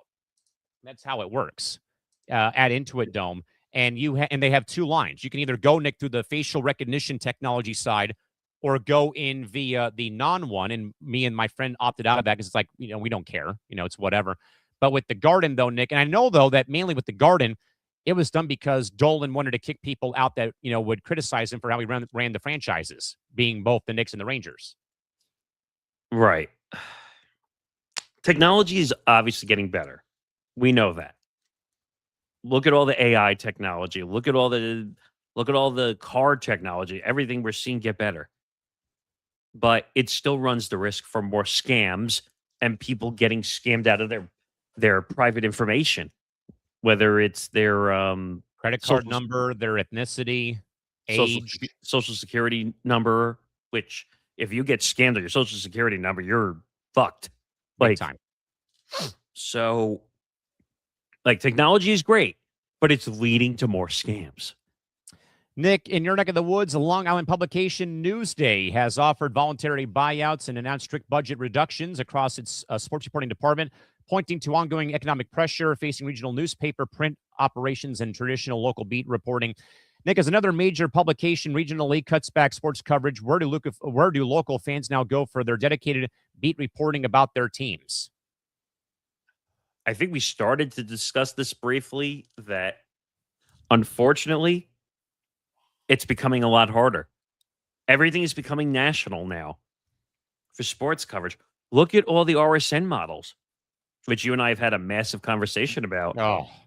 And the fact that the Rangers and Ducks both left Victory Plus too within the last week or two. By the way, did you know it was owned by Patrick Dolan, his brother? Really? I did not know that. So they announced the buyout program, all hands newsroom meeting on Wednesday, with plans to heavily cut back on travel for its pro sports teams. Now, do you remember the story that Michael Kay did on his show about, who was it, the New York Times, or who's the one that Trunk took over? The New York Post, I think. So the New York Post basically got shrunk, and basically they went to what they call wired services. Do you know what wired services are? Like the AP wires? No. So wired services basically means that they put the box scores in the paper, and that's it. That's it. They don't do any insider. No write-up, no recap, no quotes from the dugout or from Aaron Boone. Yeah, it's that's what they call it, wired services, or wire services, I should say. Because literally you can get an AI service essentially now, which could be wrong, because which hockey team was the one that completely effed it up on Twitter that we talked about? The Guppy Puppies. The Sharks, and mainly that was KNBR who did that more than the Sharks. But that was bad. Yeah, I mean, they got fried. But so it says quickly, while other sections of the newspaper were exempt from the buyout. So, it's only the sports. We're going to cut the sports, but everyone else is okay. So it says several editors and reporters in the sports section are among those eligible for the buyouts that require employees to be 60 or older and have worked at Newsday for 20 or more years. Jeez. Those eligible employees have until July 29th to decide to take it. I mean, if you're over 60 at this point, you might as well just take the buyout, right? I mean, money. Newsday's traveling sports beats currently include Knicks, Mets, Yankees, Jets, Giants, Rangers, and Islanders. Sheesh. While plans haven't been finalized, Newsday is expected to eliminate travel on multiple beats altogether. That's so bad. Although, so you're not going to send any writers on to cover away games now, it sounds like. Although all beats are likely to have smaller budgets. The buyouts, you're going to laugh at this. The buyouts equate to less than 10% of employees, and only in certain areas. Give me a break. This is just, and if you remember, Newsday just created that digital platform like Newsday TV and all that. I see jobs listed for all the time. So you're hiring for that, but you're laying off all these writers who've been loyal soldiers for 20 years. Nick, both the NBA and the W have inked a new expanded multi-year agreement with TikTok to deliver exclusive behind-the-scenes content, player highlights, and also live game broadcast directly to younger demographics on the scrolling video, vertical video platform. Nick is prioritizing a platform like TikTok, essential for a league like basketball, trying to keep Gen Z engaged with full-length sporting broadcasts. I don't know, man. I think it would feel weird to watch a game with your screen vertical and not horizontal. This whole, we're talking about the TikTok thing, right? Yeah. Right. So I think you and I rolled our heads in confusion when we saw the NBA make a deal with TikTok. But I would, and I don't know if you agree with me, but I would say TikTok is the most video watched platform over Twitter, over Instagram. So it actually makes sense for NBA because you could put highlights big time in that distribution. Imagine doing a top 10 dunks, or I'm trying to think of things that the NBA prioritizes on its top 10 videos. plays of the night. That too, or maybe a broadcaster call of the night or something. Yeah. Just it makes sense. Do I agree with it fully? No. But think about the Gen Z audience, because that's where everybody is heading. So in essence, the deal makes sense. And Nick, finally, we talked about this on Cranium on Tuesday and on the Lounge on Sunday. Adam Silver made light of free agency holdups, publicly stating that the league front office is holding off on releasing the official NBA schedule until LeBron makes up his mind about his next team to maximize national TV scheduling. Nick, even if the commissioner's office is half joking, doesn't this highlight just how much one single player free agency move dictates national TV scheduling for the NBA? This is ridiculous. It's ridiculous. Adam Silver should call the bluff of LeBron and say, look, you have one more day to figure this out, and if you don't, I'm dropping my schedule, and then you're out of luck. And Nick D got mad at me on the lounge, or not mad, but he was saying, "Oh well, who were the two players I mentioned? Wemby and SGA. They do have more value than LeBron James right now. What value does LeBron bring? All right, his name. That's one thing. I got that. But what is the incentive for LeBron to keep playing? He's the all-time leader in points. He has 4 championships. He's not going to catch Michael Jordan, so we can throw that one out the window. If he was going after Michael Jordan's record, then yes, his value would be more than everybody else. But the NBA is full of stars. Now, I gave you the whole list last night on Cranium. We're totally disrespecting the Knicks right now by putting this all in. Look, even me, who everyone called me a Knicks hater, I'm saying you're disrespecting the Knicks title by making this all about LeBron. What about the 76ers who have Jaylen Brown? What about there's so many teams. Look, what about Nikola Jokic, who gets no attention whatsoever? This guy is one of the better players in the NBA for the last decade. Isn't it funny, though, Nick, too, about how Jokic won a title 3 years ago and no one seems to remember it? And I think that's an insult. I do. What has LeBron accomplished in the last 3 to 4? When's the last time LeBron won a title? 2020, the bubble. 6 years ago.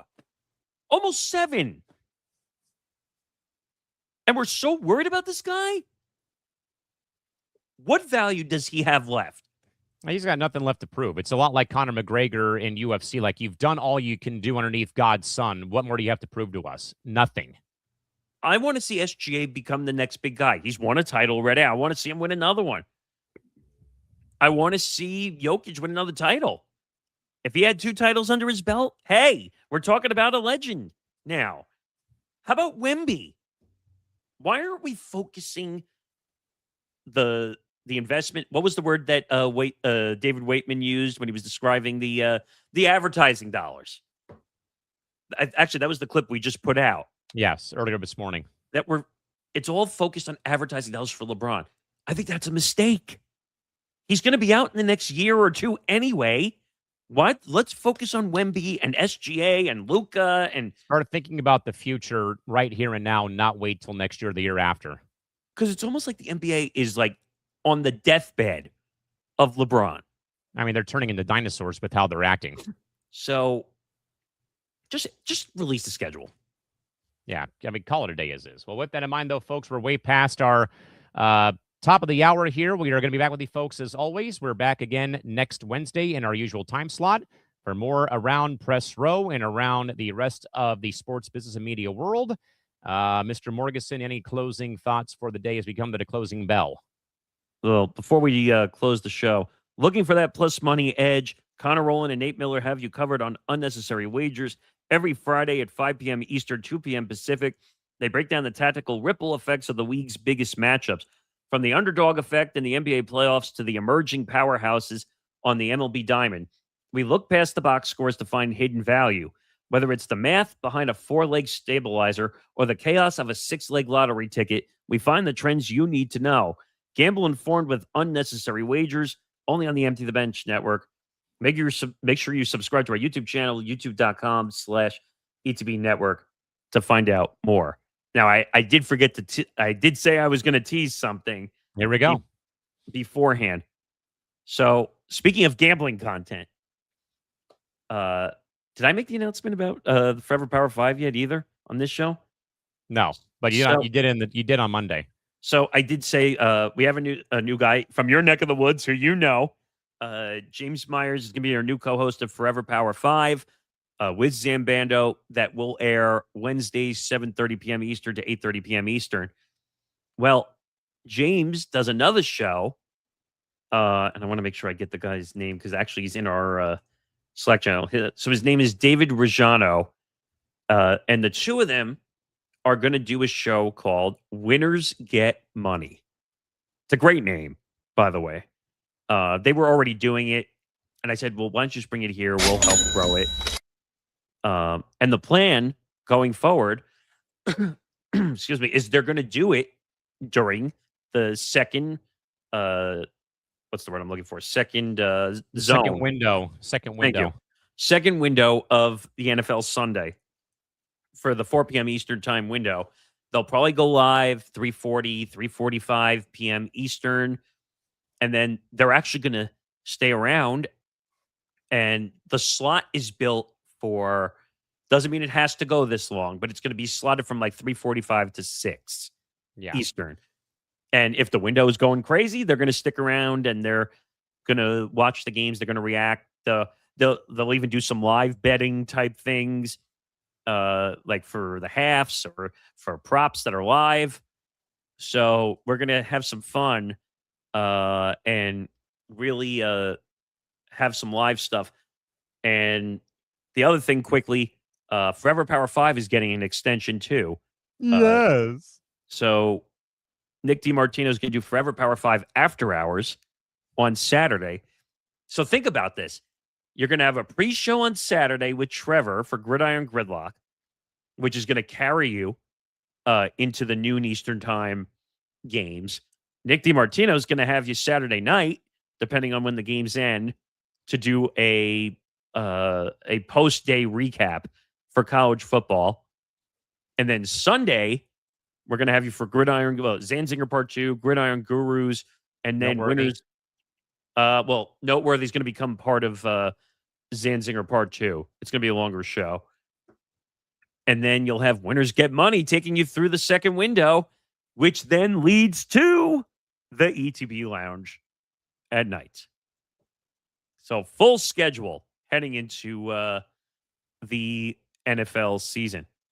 So anything else you want to add? I think that's everything. Make sure you follow the show at Press Row ETB across all social media platforms, Twitter, Instagram, and hopefully TikTok by next month. Stop banning our shit, TikTok. Well, that's more the ETB Lounge. That's a whole funny story we have to tell, I think, on Content Dungeon one day. But make sure you follow the Empty Bench Network at ETB Network across all social media platforms, Twitter, Instagram, TikTok. Make sure you subscribe to our YouTube channel, youtube.com/ETB Network.